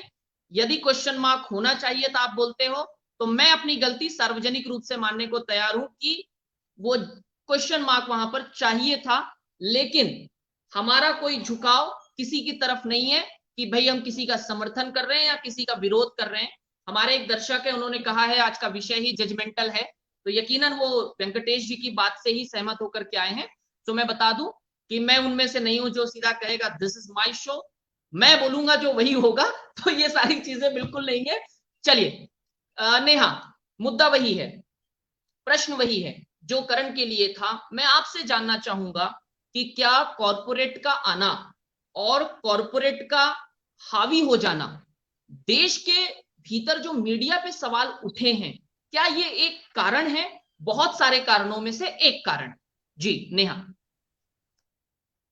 सर मुझे लगता है कि हाँ, कॉर्पोरेट मीडिया का आना जो हमारे देश के कन्वेंशनल या traditional for that matter news channels थे, एक कहीं ना कहीं इनका एक शैडो उनके ऊपर जाके एक जनरलाइज एक स्टेटमेंट बन चुका है। जो भी सवाल उठाया जा रहा है मीडिया पे कि ये ऐसे है या ये वैसे है, तो हाँ, जैसे मैंने इस विषय पे मैं ये कहना चाहूंगी कि जिस हिसाब से इन चैनल्स को फंडिंग दिया जाता है, the most important thing is कि किनसे इन्हें फंड्स मिल रहे हैं और किस वे में ये चीजें फिल्टर हो रही है जिससे वो हम तक पहुंच रही है।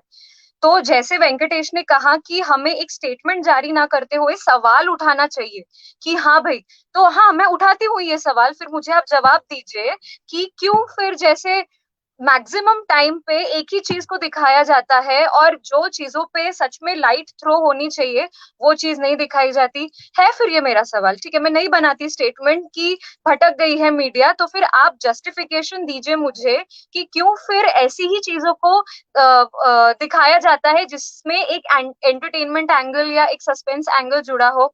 अभी रिपब्लिक भारत वाले क्लेम कर रहे हैं कि उन्हें सबसे ज्यादा टीआरपी मिली है, वो सबसे ज्यादा आगे है।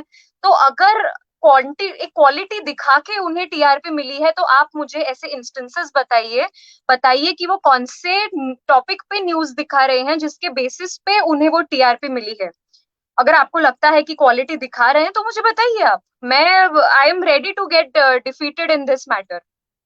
लेकिन अगर एक उत्तर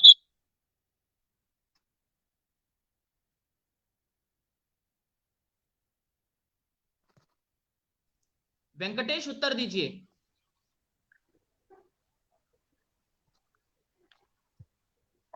आप अनम्यूट करके उत्तर दीजिए। जी भैया, जो सवाल था कि अगर एक पर्टिकुलर चीज दिखाकर उसके ऊपर जो जिस चीज के ऊपर लाइट थ्रो करनी चाहिए थी उसके ऊपर थ्रो नहीं की जा रही है, एंटरटेनमेंट पर्पज से न्यूज चैनल चल रहा है, तो मेरा भी शुरुआत से यही कहना रहा है कि एंटरटेनमेंट आपको चाहिए या फिर खबरें चाहिए, इसकी जिम्मेदारी आप पर है। यदि आपको एंटरटेनमेंट चाहिए तो आप रिपब्लिक जाइए, आज तक जाइए, न्यूज नेशन जाइए, जहां पे आपको एंटरटेनमेंट के साथ में आपको खबरें भी दिखाई जाएंगी। और आपकी इंफॉर्मेशन में मैं ये जोड़ना चाहूंगा कि न्यूज नेशन ने कल ही सीबीआई को प्रूफ जो है वो भेजा है, जिसका मतलब है कि न्यूज चैनल वाले भी अपनी ओर से ट्राई कर रहे हैं। और यदि बात आती है कि जिसके ऊपर लाइट थ्रो की जानी चाहिए, ऐसे मुद्दों को बताया जाए, तो उसके लिए हम डीडी न्यूज और बाकी जो चैनल्स है जहां के ऊपर एंटरटेनमेंट को तवज्जो नहीं दी जाती है, जिनका टीआरपी कम होता है, आप उन्हें देख सकते हैं। लेकिन इस प्रश्न का जो ये उत्तर है ना, इसको मैं थोड़ा और बड़ा करना चाहूंगा। इसको मैं विस्तार से यह समझाना चाहूंगा कि हमें जरूरत है इस चीज को समझने की कि हमारी अगर सोच बदलना भी है तो किस दिशा में बदले। क्योंकि यहाँ पे जैसे कि नेहा दी ने कहा कि वो डिफिट होने के लिए तैयार है, तो मैं बताना चाहूंगा कि जो हमारी मीडिया की भूमिका है, हमें हमें हमारी मीडिया की भूमिका समझना बहुत जरूरी है। मीडिया की भूमिका क्या होनी चाहिए और उससे मजबूत कैसे बनाया जाए, इस पर अगर मैं विचार करता हूं तो मेरे समक्ष आता है कि मीडिया ने जनता को निर्भीकता पूर्वक जागरूक करने, भ्रष्टाचार को उजागर करने, सत्ता पर नियंत्रण एवं जनहित कार्यों में अभिवृद्धि का योगदान दिया है।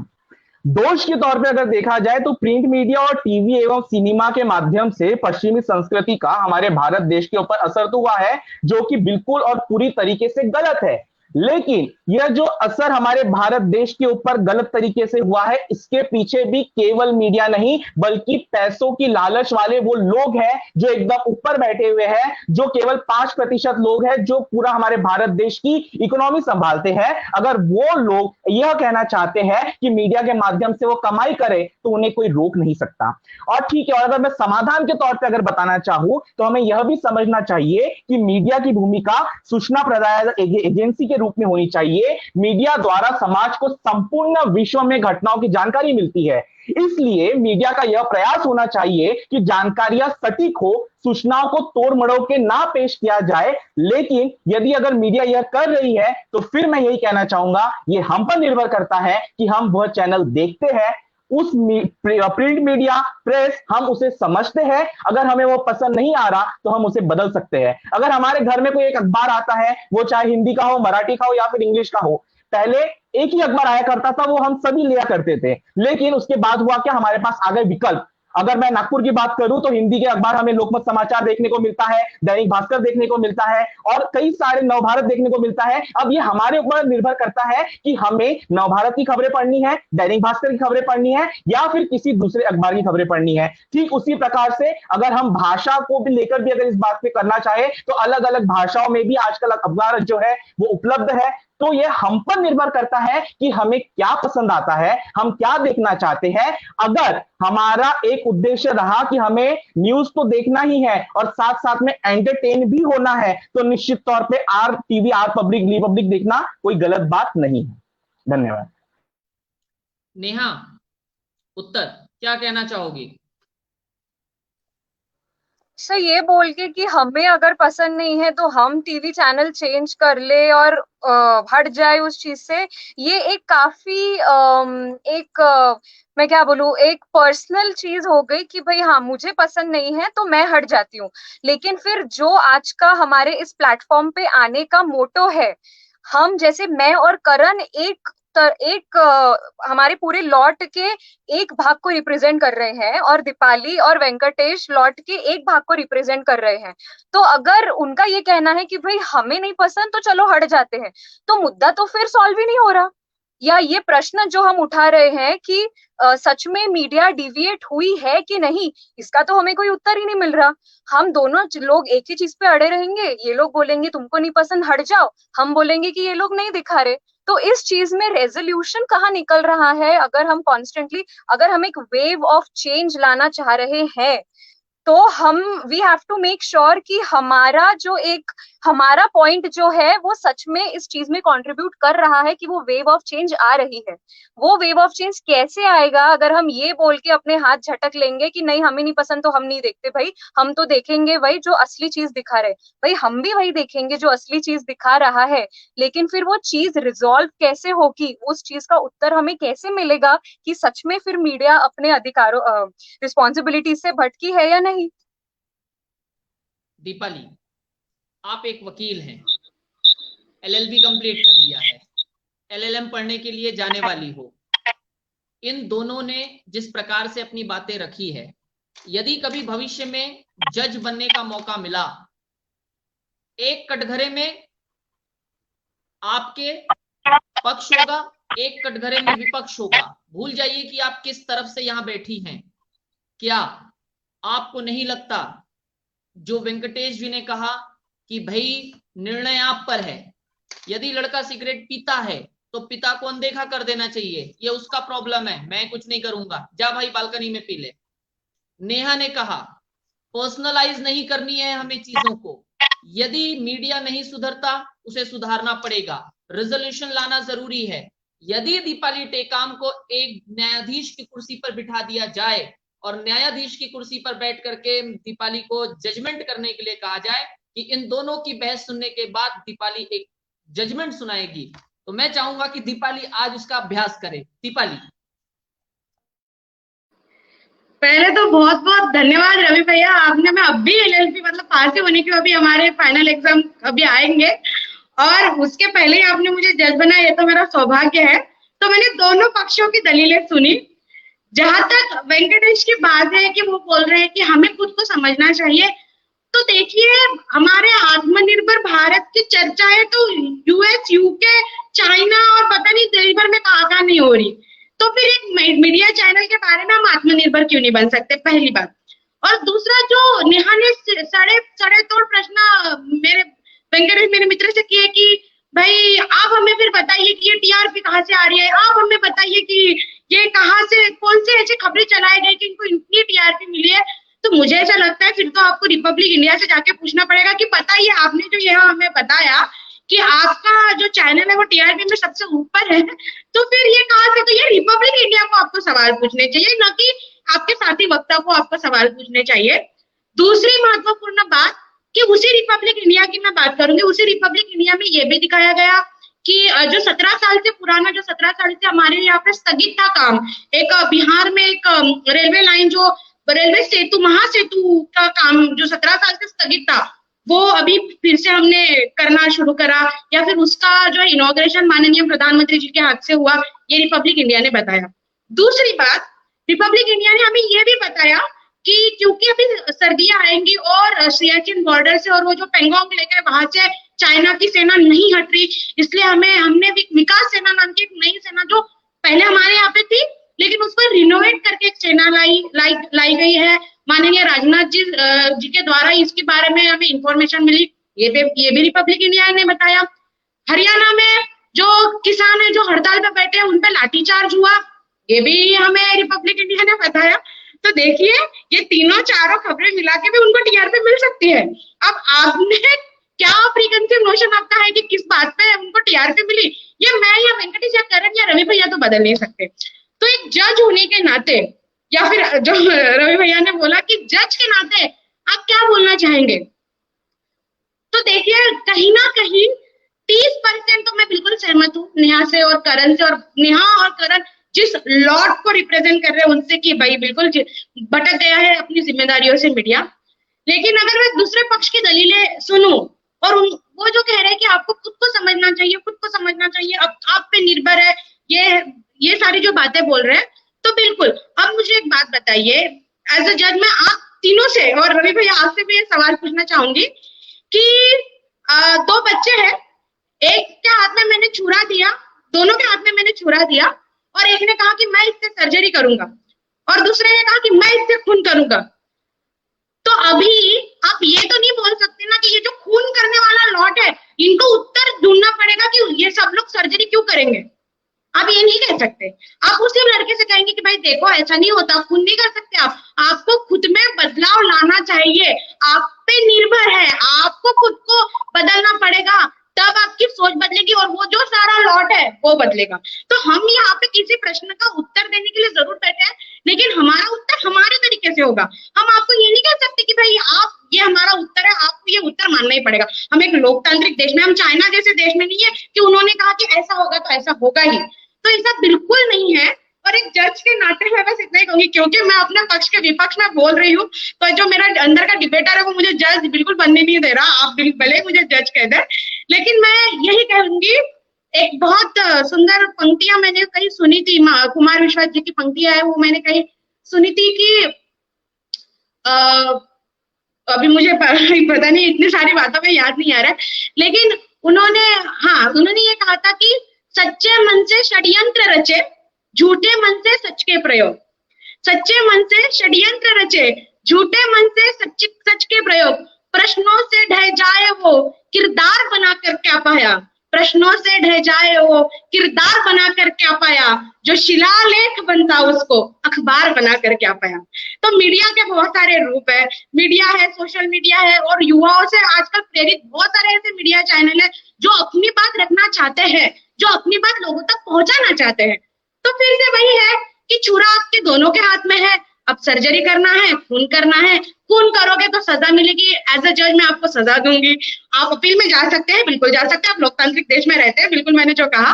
और अगर आपको मैंने सजा नहीं दी और आपको मैंने बोला कि आप रिहेबिलिटेशन सेंटर में जाइए, तो वो भी एक मेरा निर्णय हो सकता है। तो आपको भी देखना है, अपील में जाना है नहीं जाना आप पे निर्भर करता है। तो भाई दीपाली ने बतौर जज अपनी भूमिका स्पष्ट की। ये देखिए वेंकटेश जी भी कहीं गलत है, करण और नेहा भी कहीं कहीं गलत है। चलिए मैं इसको रोक रहा हूं, मैं आगे बढ़ रहा हूं। अगला मुद्दा दर्शक की तरफ से आया है, रितेश तिवारी जी 2 प्रश्न पूछते हैं। रितेश, मैं माफी चाहूंगा, मैंने अभी तक किसी चैनल का नाम लिया नहीं है और मैं किसी चैनल का नाम लेना चाहता नहीं, क्योंकि हम किसी चैनल का नाम लेकर के नहीं, हाँ लोकसभा टीवी और राज्यसभा टीवी और डीडी का नाम इसलिए लिया, अधिकृत है, सरकारी है, मैं ले सकता हूं, ताकि क्या पता कल कोई मानहानि का दावा करते 10 करोड़ का, मैं कहां से लाऊंगा, गरीब आदमी हूं, तो बेहतर है किसी का नाम ही मत लो, ठीक है। तो चलिए मैं रितेश तिवारी का दूसरा प्रश्न ले रहा हूं और आप चारों के पास आऊंगा, और ये सेकंड लास्ट क्वेश्चन होगा, उसके बाद में मेरा एक अंतिम सवाल ये है कि न्यूज का कार्य मात्र खबर पहुंचाना नहीं, अपितु समाज को जगाना है। उदाहरण, केसरी जैसे अखबार जनजागृति के लिए थे, तो क्या आज का मीडिया अपनी जिम्मेदारी संभाल रहा है या नहीं? करण, आपके पास आ रहा हूं, सबसे पहले बताएं इस प्रश्न का उत्तर। रितेश तिवारी का प्रश्न है, ये प्रश्न भले ही वेंकी के लिए है, उसने वेंकी के लिए पूछा है रितेश जी ने, मैं चाहूंगा इसका उत्तर हम लोग मिल करके दे। जी करण।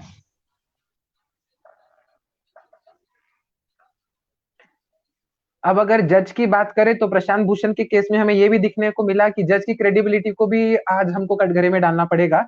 तो मैं उस लॉट को रिप्रेजेंट करते हुए ये बात जरूर कहना चाहूंगा कि आजकल का जो न्यूज है वो समाज में जागरूकता तो कम और क्या कहते हैं उसे, एक इनडिफिशियंसी फैला रहा है। मैं अभी अभी एक सरकार के काउंसिल जनरल ने कहा कि gender equality and marriage between same sex is not our values.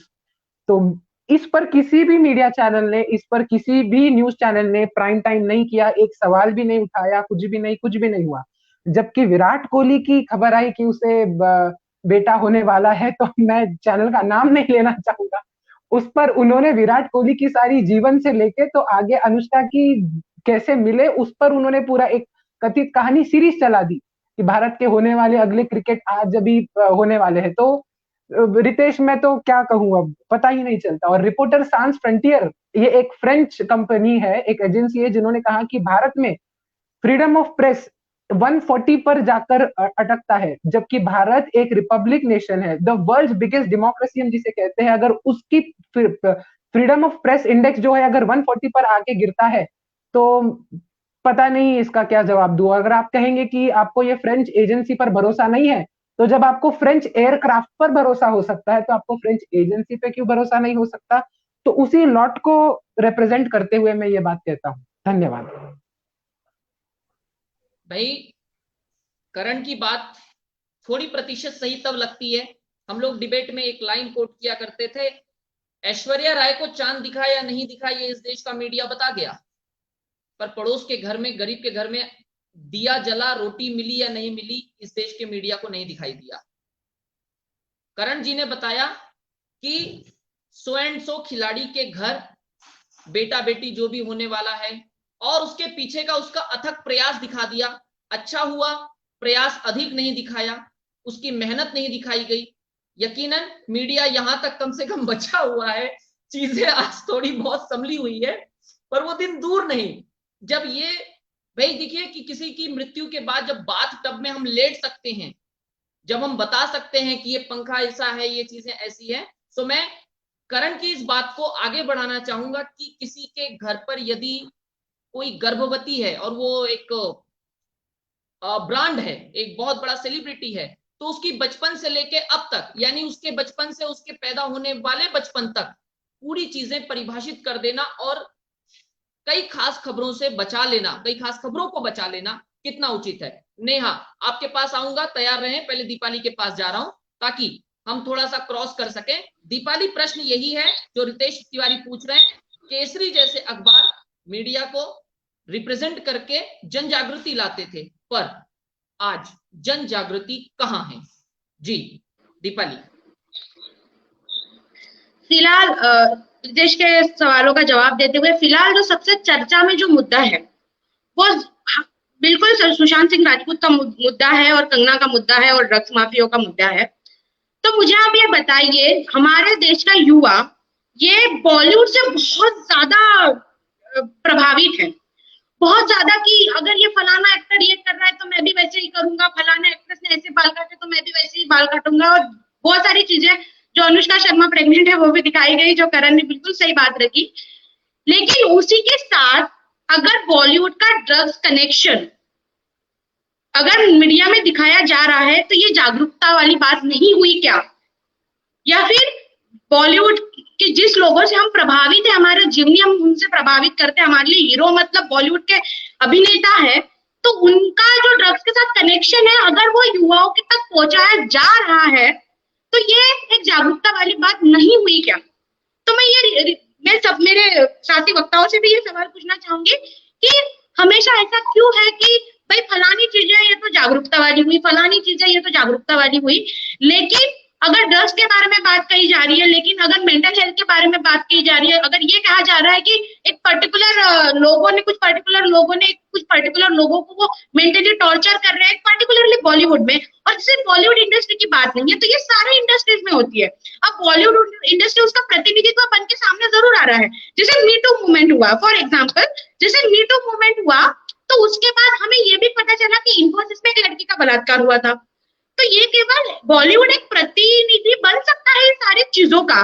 तो अगर मीटू के बारे में बात आ रही है, ड्रग्स के बारे में बात आ रही है, जो सीनियर जूनियर को इन्फ्लुएंस करते हैं उन सब के बारे में अगर चर्चा की जा रही है, तो ये भी एक जागरूकता वाली बात हुई।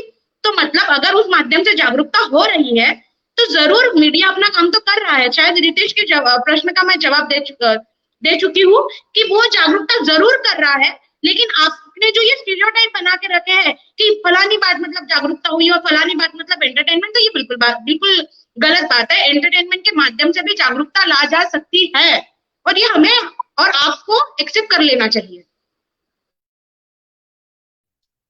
दीपाली ने बतौर वकील अपनी बात रखी है, जैसा कि उनका पेशा भविष्य में होने वाला है, कि देखिए एक चीज को देखने के दो नजरिए होते हैं। यदि मुझे किसी विषय के प्रति समाज सेवा करनी है, माफ करिए जागरूकता लानी है, तो शायद मैं नुक्कड़ नाटक का सहारा ले सकता हूं, मैं टीवी एडवर्टाइजमेंट का सहारा ले सकता हूं। तो इनका कहना यह है कि जितनी भी चीजें दिखाई जा रही है वो केवल एक माध्यम है, लेकिन उसके पीछे जागरूकता है। मैं नेहा के पास जा रहा हूं और उसमें दो चीजें ऐड करना चाह रहा हूं। नेहा, सुशांत सिंह राजपूत, कंगना रनावत, रिया चक्रवर्ती, ये तीन मसलों के अलावा जीडीपी, बेरोजगारी, देश की सुरक्षा, किसान आत्महत्या और कोरोना, क्या इनमें टीआरपी नहीं आएगी? क्या ये नहीं हो सकते कि ये जागरूकता के मसले हों बजाय इसके? क्योंकि कंगना रनावत का एक इंटरव्यू अभी अभी सामने आया, सबने देखा। यदि कंगना ने इंटरव्यू आज से 2-4 साल 5 साल पहले ही दे दिया था कि मैं ड्रग एडिक्ट हूं, तो आज तक लोग क्यों बैठे थे चुप? मीडिया के लोग आज तक कहां थे भाई? आज तक क्यों नहीं बताया गया? जब वो इंटरव्यू में कह रही है अलग अलग चीजें अलग अलग जगहों पर, तब हमने क्यों नहीं पकड़ा? आज जरूरत क्यों आन पड़ी? क्योंकि आज राजनीति हावी है। चलिए, बहरहाल मैं राजनीति को दूर कर रहा हूं। प्रश्न ये है, रिया, सुशांत और कंगना, ये तीन चीजों के अलावा बेरोजगारी, जीडीपी, सुरक्षा, देश की सुरक्षा और कोरोना, क्या इस पे टीआरपी नहीं आएगी? क्या दीपाली घर में बैठ करके, वेंकटेश घर में और करण घर में बैठ करके क्या नहीं देखना पसंद करेंगे कि देश की जीडीपी क्यों गिर रही है, देश के युवाओं की क्या स्थिति है, देश की महिलाओं की क्या स्थिति है, किसानों की क्या स्थिति है? ये देखना नहीं पसंद करेंगे क्या? हर कोई देखना पसंद करेगा, लेकिन हम जब बाहर निकलेंगे तब ना, जब हम वही चीजें दिखाएंगे कि कंगना ने अभी अभी ये किया है, वो एयरपोर्ट से निकली है, कौन से मंदिर गई थी। अरे उसके मंदिर जाने से हमारे घर का दिया थोड़ी जलेगा भाई, हमारे घर में थोड़ी कुछ होने वाला है। हमें ये चीज समझना पड़ेगा कि रिया ने रोटी खाई या नहीं खाई, यवतमाल का किसान आत्महत्या क्यों कर रहा है, यवतमाल के किसान के घर में रोटी क्यों नहीं जा रही, ये हमको तय करना पड़ेगा ना भाई, ये तो हमें बनाना पड़ेगा। तो इस देश की मीडिया ने क्या जागरूकता निभाने का काम किया है या नहीं किया है? नेहा। सर, जब हम बात करते हैं टॉपिक्स की, जैसे अनएम्प्लॉयमेंट, बेरोजगारी, किसान आत्महत्या, देश की सुरक्षा और इन सारी चीजों पे, तो as a youth, as a young person, ये बहुत जरूरी है मुझे देखना और जानना कि इन सब चीजों का कारण क्या है या इन सब चीजों पे सॉल्यूशंस क्या है। लेकिन जैसा आपने प्रश्न रखा कि इन सब चीजों के बेसिस पे नहीं मिल सकती क्या टीआरपी, मैं पर्सनली ऐसा सोचती हूँ कि नहीं मिल सकती, क्योंकि ये सारी चीजें ऐसी हैं जिनमें आप बहुत ज्यादा twists and turns and suspense angle नहीं जोड़ सकते। जब बात हम करते हैं रिया, सुशांत, कंगना इनकी, तो उनके दिए हुए स्टेटमेंट्स पे टीवी चैनल, न्यूज मीडिया 10 तरह के अलग अलग स्टेटमेंट्स बना सकते हैं, जिस वजह से वो व्यूअर्स का अटेंशन एक तरह से पकड़ के रखे, जिसके बेसिस पे फिर वो अपना टीआरपी बढ़ाए। जितना काम का मुद्दा है दिखा देना थोड़ा सा कि भाई इतने देर तक दिखा दिया कि हाँ ये किसानों का मुद्दा है, ये अनएम्प्लॉयमेंट का मुद्दा है, वो एक कहीं ना कहीं बैलेंस मेंटेन कर लेते हैं। और बाद में फिर जब बात आती है टीआरपी की, वो उन्हीं चीजों को रगड़ते हैं 10 बार जिसपे 10 तरह के नए ओपिनियंस बनाए जा सके। और जहां तक के जागरूकता का सवाल है, जैसे 10 चीजों में से दीपाली ने अपने फायदे की 5 चीजें छांट ली, तो अब बची हुई 5 चीजों को मैं हाईलाइट करना चाहूंगी कि न्यूज मीडिया वाले एस्ट्रोलॉजी रिलेटेड चीजें दिखाते हैं। न्यूज मीडिया वाले दिखाते हैं कि भाई ये तो दिखाते हैं, ये मैं दीपाली के कक्ष में पैर रख के बोलना चाहूंगी कि सोलर इक्लिप्स होने वाला है। तो ये हमें न्यूज मीडिया बताती है कि इस समय इस बजे सोलर इक्लिप्स होने वाला है। मेरा दूसरा पैर अब मेरे कक्ष में रख के मैं बोलना चाहूंगी, अब उस सोलर इक्लिप्स का आपके शादीशुदा जीवन पे, आपके एम्प्लॉयमेंट पे, आपके एजुकेशन पे क्या असर होगा, ये चीजें भी दिखाते हैं न्यूज मीडिया वाले। तो अब मुझे बताइए इसमें कहाँ आई जागरूकता। न्यूज मीडिया वाले बोलेंगे कि इतने बजे ये ऐसी पूजा करो, ये भगवान को ये रंग का फूल चढ़ाओ तो आपके जीवन में उन्नति आएगी। क्यों? अगर मैं पढ़ती हूँ, अगर मैं मेहनत करती हूँ, तो मैं मेरे खुद के पढ़ाई लिखाई या मेहनत पे विश्वास ना रखूं? और चूंकि न्यूज मीडिया जागरूक कर रही है मुझे ये बता के कि भाई मुझे इस भगवान को ये फूल चढ़ाना पड़ेगा, तभी जाके मेरी तरक्की होगी, तो इसमें कहाँ आया जागरूकता का एंगल? न्यूज मीडिया वाले एक एक उनका शो ऐसा भी होता है जिसमें कौन से चैनल के कौन से सीरियल में क्या चल रहा है, किस सास ने किस बहू के अगेंस्ट क्या षड्यंत्र रखा, ये भी दिखाते हैं। तो इसमें अब मैं किस हिसाब से जागरूकता लूं? क्या मैं अवेयर हो जाऊं कि कल को जाके जब मेरी शादी होगी तो मेरी सास भी मेरे अगेंस्ट ये षड्यंत्र रच सकती है, तो मैं भाई जागरूक हो जाती हूँ। तो मुझे ये नहीं समझ आ रहा कि हाँ है 5-10 में से 5 चीजें ऐसी हैं जो फायदे की है, हमें जाननी चाहिए, लेकिन फिर बची हुई 5 चीजें ऐसी भी हैं जो फिजूल है और कोई उससे फर्क नहीं पड़ता कि वो दिखाई जाए या ना जाए। एक साइंटिफिक चीज को कैसे एक ब्लाइंड फेथ वाली चीज में ट्रांसफॉर्म कर सकते हैं, ये तो भाई मीडिया से बेहतर और कोई कर नहीं सकता। तो मुझे कहीं ना कहीं जागरूकता वाला एंगल काफी डामाडोल लगता है इस बात में। तो ये मेरा पॉइंट रहेगा इस चीज पे। नेहा का मानना है कि भैया जागरूकता बिल्कुल नहीं हो रही है। जागरूकता इसलिए नहीं हो रही है क्योंकि जब जागरूकता का मायना गलत है, जागरूकता के तरीके गलत है। मैं वेंकटेश के पास आ रहा हूं। मैं वेंकटेश से पूछना चाहूंगा कि वेंकटेश, प्रश्न ये है, सुशांत सिंह राजपूत की हत्या दिखाने के आत्महत्या के बाद में क्या देश के भीतर में आत्महत्याएं और हत्याएं बंद हो गई? क्या पालघर के साधु के ऊपर स्पेशल कवरेज करने के बाद मध्य प्रदेश में 2 साधु और उत्तर प्रदेश में 2 साधु की हत्या नहीं हुई? मैं आपसे पूछना चाहूंगा, आप कहते हो कि हमें तय करना है, हम क्या देखेंगे। अरे भाई, जब सुबह से शाम तक लगा रखा है रिया, कंगना और सुशांत सिंह को, उसके अलावा जब चीजें उपलब्ध ही नहीं है तो हम क्या देखेंगे? आप ये बताइए कि रिया कंगना के अलावा, क्या रिया कंगना की खबरों के अलावा देश में खबरें नहीं है? जीडीपी गिर रही है, क्या हम उसको नहीं बता सकते? देश को एमएसएमई के द्वारा जॉब कैसे मिल सकता है, एम्प्लॉयमेंट कैसे शुरू हो सकता है, हम इस पे बात नहीं कर सकते? और कितना प्रतिशत युवा है जो सुधर गया? अरे ड्रग एडिक्ट, ड्रग नाम का शब्द होता है, हुई माँ अभी आया, what is the hell is going on? भैया क्या पहली बार ड्रग्स शब्द सुना है हम लोगों ने मीडिया के माध्यम से? हर कहीं, मैं बोर्डिंग स्कूल में पढ़ाता हूं, मैं देहरादून के माध्यम से आपको बता दूं, अमृतसर में, पंजाब में, नॉर्थ में, अलग अलग बड़ी बड़ी जगहों पर हर प्रकार के स्कूल तक ड्रग अवेलेबल हो चुके हैं। आप मीडिया की, आप बॉलीवुड की बात कर रहे हो, आधे से ज्यादा बॉलीवुड जब पहले ही ये चीज मानता है कि हम ड्रग लेते हैं, खिलाड़ी बोलते हैं हम ड्रग्स मानते हैं, हम लेते हैं, हम आज जाकर के क्यों जाग रहे हैं, अरे बाबा अच्छा ये ड्रग्स होता है, उई मां इसको नहीं छूना चाहिए। जी वेंकटेश। जी भैया, तो जैसा कि बहुत सारे सवाल हैं, तो मैं शुरू से शुरू करना चाहूंगा। रितेश तिवारी का जो सवाल था, रितेश तिवारी मेरे अनुज है और उन्होंने बिल्कुल सटीक सवाल पूछा कि किसी भी चैनल का जो है वो नाम लेना बड़ा गलत है। तो मैं बस अपना एक मत रखना चाहूंगा कि एक अधेड़ उम्र का विद्यार्थी, इस बात को रिपीट करता हूं, एक अधेड़ उम्र का विद्यार्थी जब भारत तेरे टुकड़े होंगे कहकर भी बाहर घूमता है, जेल में नहीं रहता, तो कम से कम मैं किसी भी चैनल का नाम तो ले ही सकता हूं। और मैं उसके ऊपर आरोप नहीं लगा रहा, मैं किसी भी चैनल के ऊपर आरोप न लगाते हुए बस सवाल खड़े कर रहा हूं, और सवाल खड़े करना ये मेरा अधिकार है। फिर उसके बाद जैसा कि कहा गया कि बहुत बड़ी मात्रा में आज मीडिया का विरोध हो रहा है, तो मैं इस पर कहना चाहूंगा कि लौट के माल के 100 झूठ आने दो, एक सत्य कभी झुक नहीं सकता। इसके बाद अगर कहा गया है कि सोलर इक्लिप्स, अगर सोलर इक्लिप्स के बारे में बात की गई, सूर्य ग्रहण के बारे में बात की गई, कहा गया फूल चढ़ाना या फिर किसी मंदिर में जाके दान करना, तो मैं बताना चाहूंगा कि यह मुद्दा धार्मिक होता जा रहा है।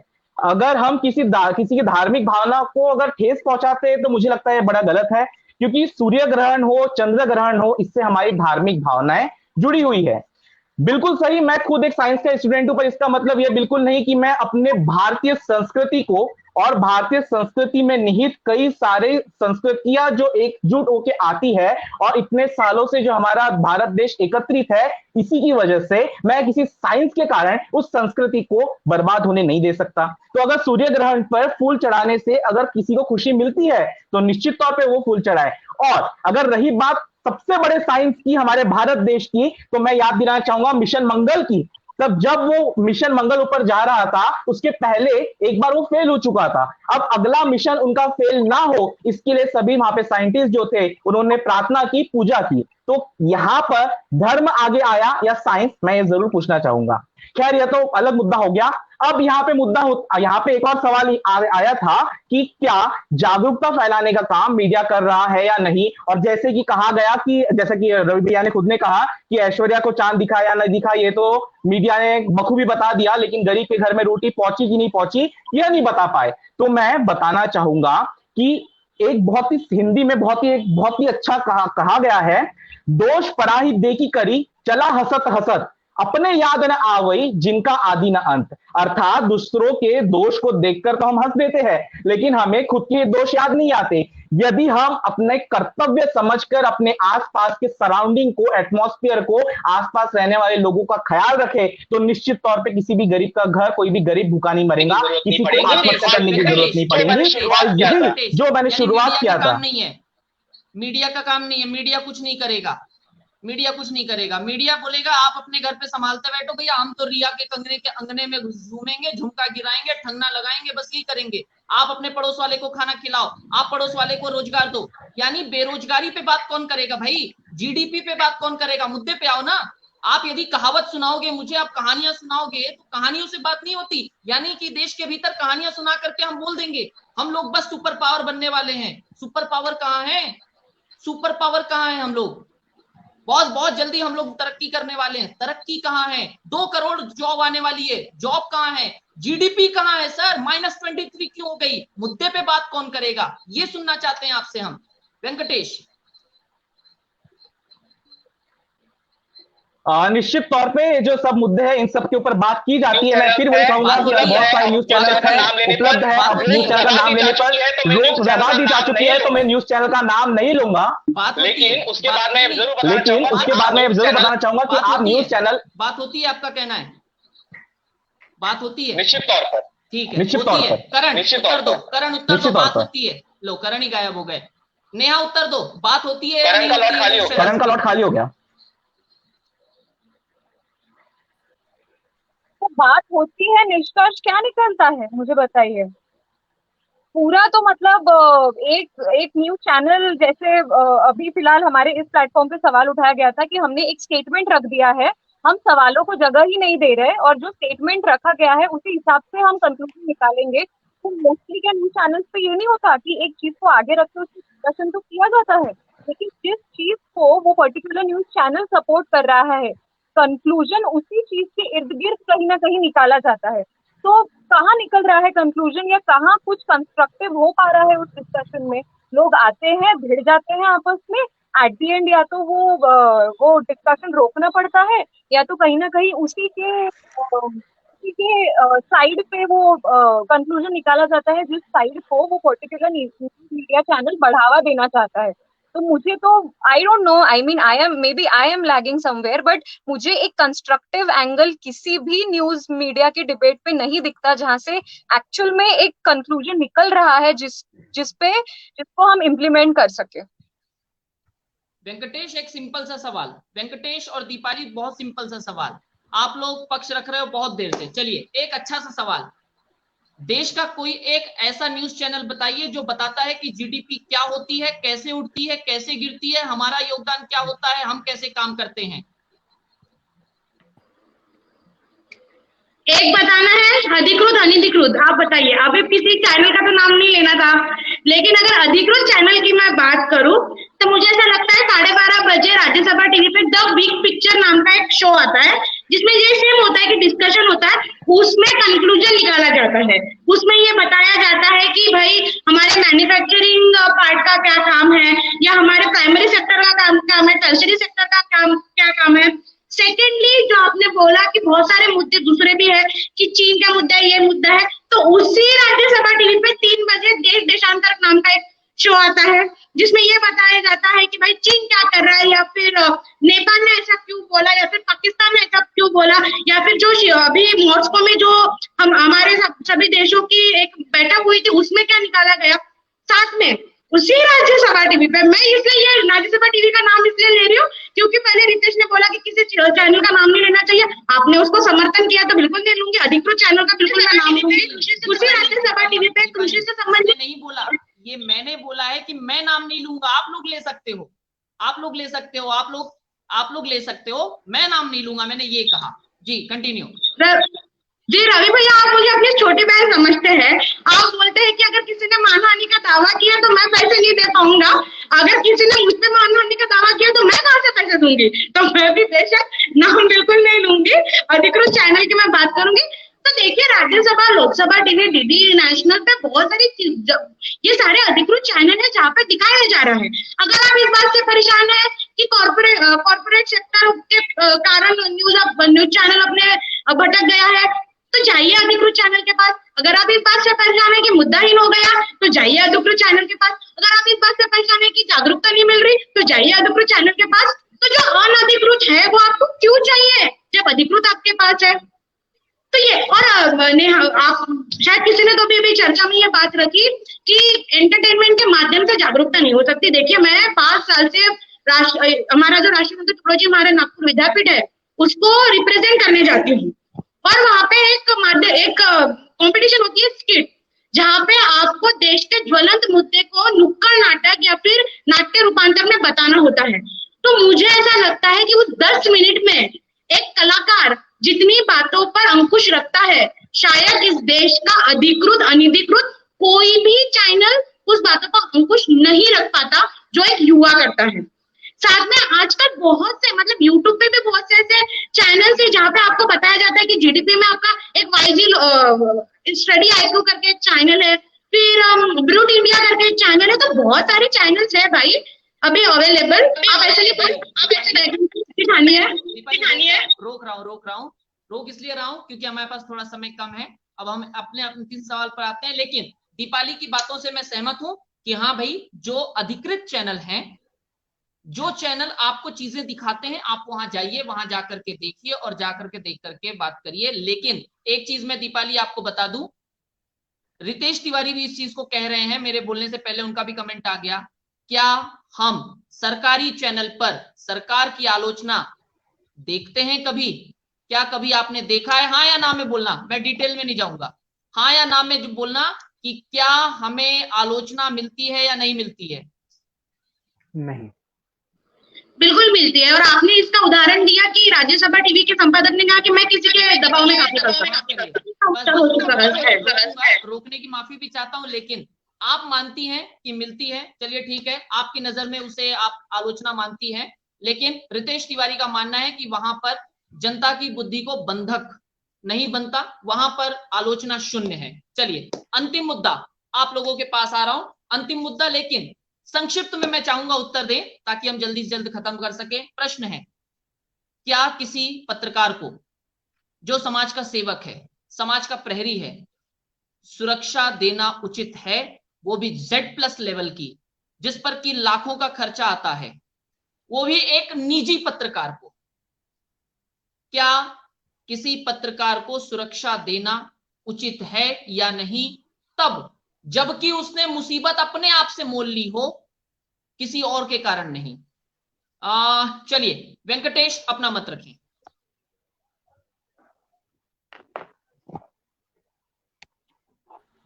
बिल्कुल भैया, मेरा ऐसा मानना है कि वो पत्रकार हो, कोई अभिनेता हो या कोई भी हो, उसे सुरक्षा दी जानी चाहिए। अगर वो इन्फ्लुएंसर है, अगर लोग उसे फॉलो करते हैं, उसके बताए हुए रास्ते पर चलते हैं, तो निश्चित तौर पे उसे Y या Z जो भी उसका प्रावधान हो, उस तरह की सुरक्षा दी जानी चाहिए। यानी वेंकटेश का मानना है कि यदि किसी के पीछे पीछे लोग हैं, फॉलोवर हैं, डेफिनेटली उसे सुरक्षा दी जानी चाहिए। ठीक है, शायद भविष्य में मुझे भी मिल जाए। दीपाली, सुरक्षा दी जानी चाहिए या नहीं दी जानी चाहिए? दीपाली।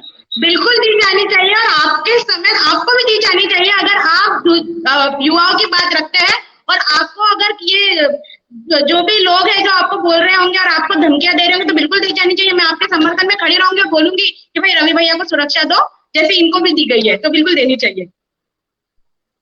करण, सवाल, लाखों रुपए की सुरक्षा एक निजी पत्रकार को कितना उचित, कितना गलत, और क्या सुरक्षा दे, एक पत्रकार को सुरक्षा की आवश्यकता है या नहीं? जी। सुरक्षा की आवश्यकता तो पत्रकार को भी है और बहुत सारे इन्फ्लुएंसर्स को भी है। तो कहना यही चाहूंगा कि वो सुरक्षा में कोई आप मापदंड ना लीजिए।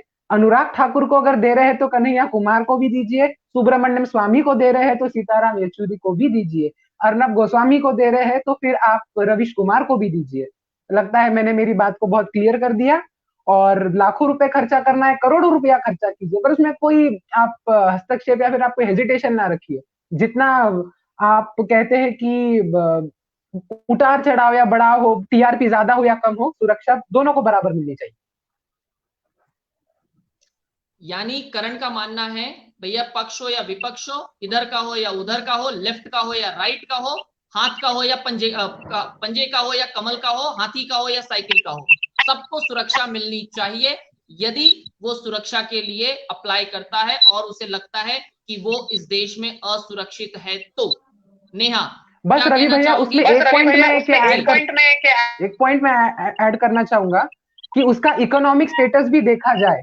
अगर उसकी कमाई करोड़ रुपए, 2 करोड़ रुपए से ज्यादा है, तो वो खुद की सुरक्षा के लिए पैसे दे सकते हैं। कंगना रनावत जैसे हो गई, तो मुझ जैसे टैक्स पेयर का पैसा इन चीजों पे बर्बाद ना करे। नेहा, सुरक्षा देनी चाहिए या नहीं देनी चाहिए? नेहा के मत क्या है? मैं भी इस चीज का पूरी तरह समर्थन करती हूँ कि अगर कोई इन्फ्लुएंसर है, एक पब्लिक रिप्रेजेंटेटिव है, so when we call him a representative, वो इंसान वो उस सैकड़ों लोगों के बिहाफ पे वो बात आगे रखना चाहता है, और ऐसे लोगों की हमें जरूरत है, ऐसे लोगों की लेगेसी हमें आगे ले जाने की जरूरत है। इसलिए उन्हें सुरक्षा देनी चाहिए ऑन द बेसिस ऑफ कि उनकी पात्रता कितनी है वो सुरक्षा लेने के लिए। कितने लोग इस देश के हित में अपनी आवाज उठाना चाहते हैं जिस वजह से उनको सुरक्षा दी जा रही है, और कितने लोग एंटी नेशनलिस्ट बन के अपनी आवाज आगे रखना चाह रहे हैं कि जिनके लिए वो सुरक्षा मांग रहे हैं। तो ये एक डिफरेंशिएट करना बहुत जरूरी है कि उस इंसान की, उस इन्फ्लुएंसर की पात्रता क्या है, जिसके बेसिस पे फिर हम कॉमन लोगों का इतना पैसा जाएगा उनके पीछे उनको सुरक्षा देने में। तो सबसे पहले तो डिफरेंशिएट करो और उसी हिसाब से फिर डिसाइड करो कि किसे सुरक्षा मिलनी चाहिए और किसे पब्लिक के हवाले छोड़ देना चाहिए।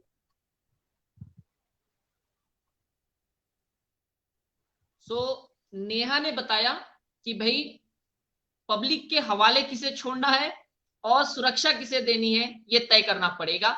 यकीनन कुछ ऐसे भी लोग हैं जो देश विरोधी नारे लगाते हैं और उसके बाद अचानक से हीरो बन जाते हैं और उनको भी सुरक्षा मिल जाती है।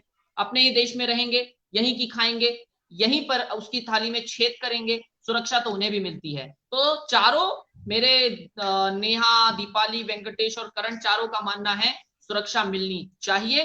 ठीक उसी तरीके से जिस तरीके से संसद और विधानसभा में पहले तो खूब लड़ लो, लेकिन जैसे ही विधेयक आया सैलरी बढ़नी चाहिए कि नहीं बढ़नी चाहिए, अरे बढ़ा दो कितना, आज ही 40,000 रुपए बढ़ा हुआ है, आज या कल की बात है 40,000 रुपए बढ़ा हुआ है। तो कोई दिक्कत नहीं, आप लोगों ने बात की। मैं दीपाली शो खत्म करने से पहले एक आपको चीजें कहना चाहूंगा। रितेश तिवारी ने आपको उत्तर दिया है, दीदी यदि आप बॉलीवुड में ड्रग्स पर खबर दिखाकर जागरूकता हो रही है ऐसा कहती हैं, तो क्या ये नहीं सिखाया जाना चाहिए कि युवाओं को बचाव भी करना है, कैसे बचा जाए ये नहीं सिखाना चाहिए? बात वही हुई कि बच्चा अपने पिता से कह रहा है दम मारो दम, तो गाना नहीं एक भजन है, क्योंकि इसमें एक पंक्ति हरे रामा हरे कृष्णा भी है। तो ड्रग्स के बारे में बताकर मीडिया जागरूकता नहीं बल्कि अपनी सुर्खी बटोर रहे हैं। मेरे मतानुसार ये जागृति नहीं है। एक कमेंट में चाहूंगा इसके ऊपर आपकी तरफ से।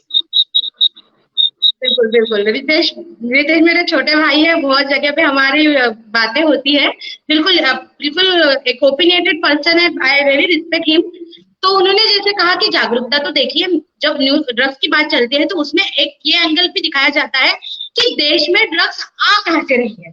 मतलब ये केवल बॉलीवुड की बात नहीं है, पंजाब का मुझे ऐसा लगता है 50% या 55% युवा आज ड्रग्स के मामलों में है, और अरुणाचल प्रदेश जो अपने नॉर्थ ईस्ट के जो हमारे भाई है वो ड्रग्स के मामले, भाई बहन जितने भी युवा है वो ड्रग्स के मामलों में आज पूरी तरीके से डूबे हुए हैं।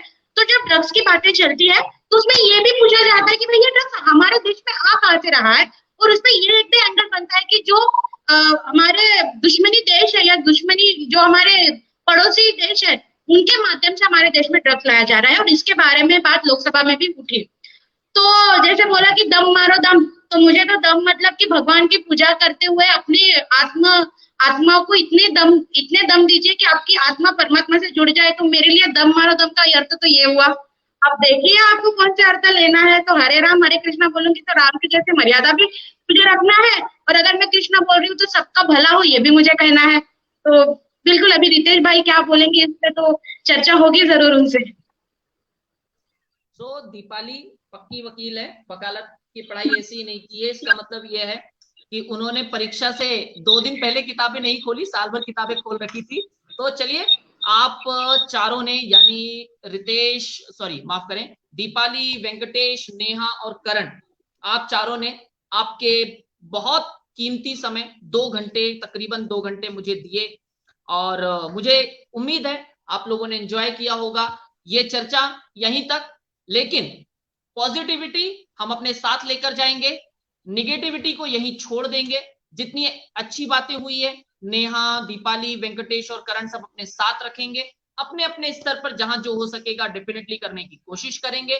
आप चारों ने अपना समय दिया। जाने से पहले यदि कोई टिप्पणी कमेंट करना चाहे तो स्वागत है। वेंकटेश। रवि जी भैया, बिल्कुल बहुत अच्छा लगा, आपने हम लोगों को ये मौका दिया, और बिल्कुल सही, पॉजिटिविटी ही हमको साथ में लेके जाना चाहिए, अदरवाइज हम सब तो फिर सिक्योरिटी के लिए अप्लाई कर ही सकते हैं, करना भी चाहिए। करण। मेरा तो यही मानना है कि एक डिबेटर होने के नाते मुझे दीपाली दीदी ने ये चीज सिखाई है कि बेटा करण, जो भी डिबेट है स्टेज पर ही छोड़कर फिर उतरा करो। तो मैं मानता हूं कि ये भी एक स्टेज ही है जहां पर हमारे रवि भैया ने ये बहुत अच्छा मौका दिया कि अपनी बात रख पाए। तो जो भी यहाँ होता है मैं यहीं पर छोड़कर जाऊंगा और फिर मोबाइल पर दीपाली दीदी के साथ स्क्रीनशॉट शेयर करूंगा और अच्छी बातें करूंगा। तो मेरा भी यही मानना है कि जो भी है पॉजिटिव ही लीजिए, पर ऐसा नहीं बोल सकते कि सराउंडिंग में है तो कौन सा छुरा है, क्या छुरा है। आप ये भी नियम लाइए कि वो सराउंडिंग में आप कैसे छुरे ला सकते हो। तो इस पर भी हमें काम करने की बहुत जरूरी है। But at the end of the day be positive. तो कोरोना में ही बस पॉजिटिव ना होइए, बाकी पॉजिटिव रहिए। मैं यही शब्द कहने जा रहा था कि 2020 में सबसे खतरनाक यदि कोई शब्द आया तो वो पॉजिटिव ही आया। पॉजिटिव। कोई कमेंट, कोई टिप्पणी?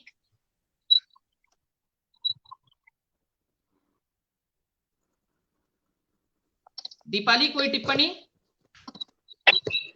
जी भैया बिल्कुल, वो कबीर जी का दोहा है कि पूरा जो देखण मैं चला बुरा न मिलिया कोय, जो मैं देखा आपना तो मुझसे बुरा न कोय। तो बस वही है और बिल्कुल मैं करण को हमेशा कहती हूँ कि 5 मिनट के लिए तू मेरा दुश्मन है, बाकी तो तू मेरा भाई है, जैसे बाकी भारतीय है।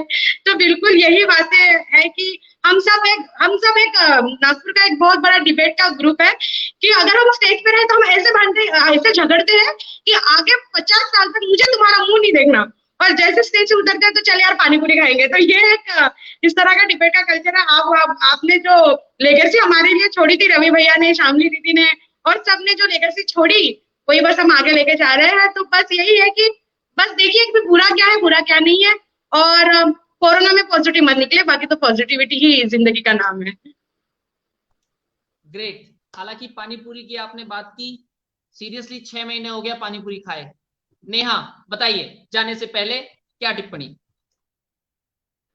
सर, जहां तक कि पॉजिटिविटी की बात है, मैंने बेशक इस पूरे सेशन को काफी पॉजिटिवली लिया, और ना ही सिर्फ पॉजिटिवली लिया बल्कि स्पोर्टिंगली भी लिया, क्योंकि जब आप किसी चीज को स्पोर्टिंगली लेते हैं, आपके दिमाग की विंडो खुल जाती है चीजों को एक्सेप्ट करने में जो आपके अगेंस्ट भी जा रहे हैं। तो अभी अगर कुछ वेंकटेश और दीपाली की ऐसी कोई चीजें जो मेरे बनाए हुए मतों के अगेंस्ट गई, फिर भी मैं इतना स्पोर्टिंगली उस चीज को ले रही हूँ कि मैं उनके एंगल से भी सोचूं, ताकि मेरे उन विचारों में और इम्प्रूवमेंट आए, और एक उस वो रास्ता तय करने के बाद फिर मैं पीछे देख के रिफ्लेक्ट कर सकूं और समझ सकूं कि अरे हाँ, ये चीज मेरी गलत थी, जिसमें दीपाली और वेंकटेश के मतों ने कहीं ना कहीं अपना रोल प्ले किया, और अभी मैं सही मायनों में सही सोच सक रही हूँ। तो along with positivity, I'm also taking it very sportingly to be open to accept what all the points which these people kept in front of us, and I believe कि ये काफी healthy एक सेशन रहा हमारे लिए। जैसे हम competitions में करते थे कि स्टेज पे लड़ो झगड़ो, स्टेज से उतरने के बाद भाई हंसी मजाक करो, अपने घर जाओ, तो यहाँ पे भी सेम एटीट्यूड मैं रख रही हूँ, हम सबने रखा। तो I was very happy to be a part of it, और मैं काफी ज्यादा आपका शुक्रिया अदा करना चाहूंगी कि आपने मुझे इस काबिल समझा कि मैं इन धुरंधरों के साथ आके बैठ के अपने मत आगे रख सकूं और इसमें कोई कंट्रीब्यूशन दे सकूं आज के सेशन में। तो भाई नेहा, दीपाली और वेंकटेश, करण, चारों यही मानते हैं कि भाई जब आप विचारों का आदान प्रदान कर रहे हो तो मतभेद जरूर होना चाहिए, मन का भेद कभी नहीं रखना है, और साथ साथ मिल करके, साथ साथ चल करके, और जहां से जो चीज सीखने मिल सकती है डेफिनेटली सीखना चाहिए। सो आप चारों ने डेफिनेटली बहुत अच्छा काम किया, आज बहुत अच्छे विचार साझा किए। मैं द न्यू भारत और स्पेशली रवि शुक्ला की तरफ से आप चारों का बहुत शुक्रिया अदा करता हूं। सिर्फ विचारों के भेद हैं, कहीं किसी प्रकार से ऐसा लगा हो आप चारों में या हम पांचों में विचार कहीं तोड़ मरोड़ दिए गए या कहीं किसी को तकलीफ पहुंची हो, तो डेफिनेटली उन सारी चीजों को भूल जाइएगा, ये केवल सेशन तक था, नजरअंदाज करिएगा। तो सभी दर्शकों का विशेष शुक्रिया जो मेरे साथ जुड़े थे, रितेश तिवारी जी, श्वेता उमरे जी, श्यामली नायडू जी, संध्या नायडू जी, इति तिवारी जी, आदरणीय दयाशंकर तिवारी मौन जी जो लोकमत में काम करते हैं, वरिष्ठ कवि हैं, उन्होंने दीपाली का बड़ा समर्थन किया है। ठीक है, दीपाली को काफी अच्छी तरह से उन्होंने कहा दीपाली का कथन बिल्कुल सत्य है जी। अंकल जी बहुत शुक्रिया। उन्होंने कई चीजों को कहा कि राज्यसभा और अच्छी खबरों को टीआरपी मिल सकती है, ऐसा दयाशंकर तिवारी जी का मानना है। तो आप सभी प्रबुद्ध श्रोताओं का मैं बहुत शुक्रिया अदा करता हूं कि आप सभी ने अपना समय दिया, द न्यू भारत के साथ बने रहें और देखते रहें संवाद। मैं हूं आपका रवि शुक्ला, मिलेंगे जल्द नए विषय के साथ। आप सभी का बहुत शुक्रिया, धन्यवाद, जय हिंद।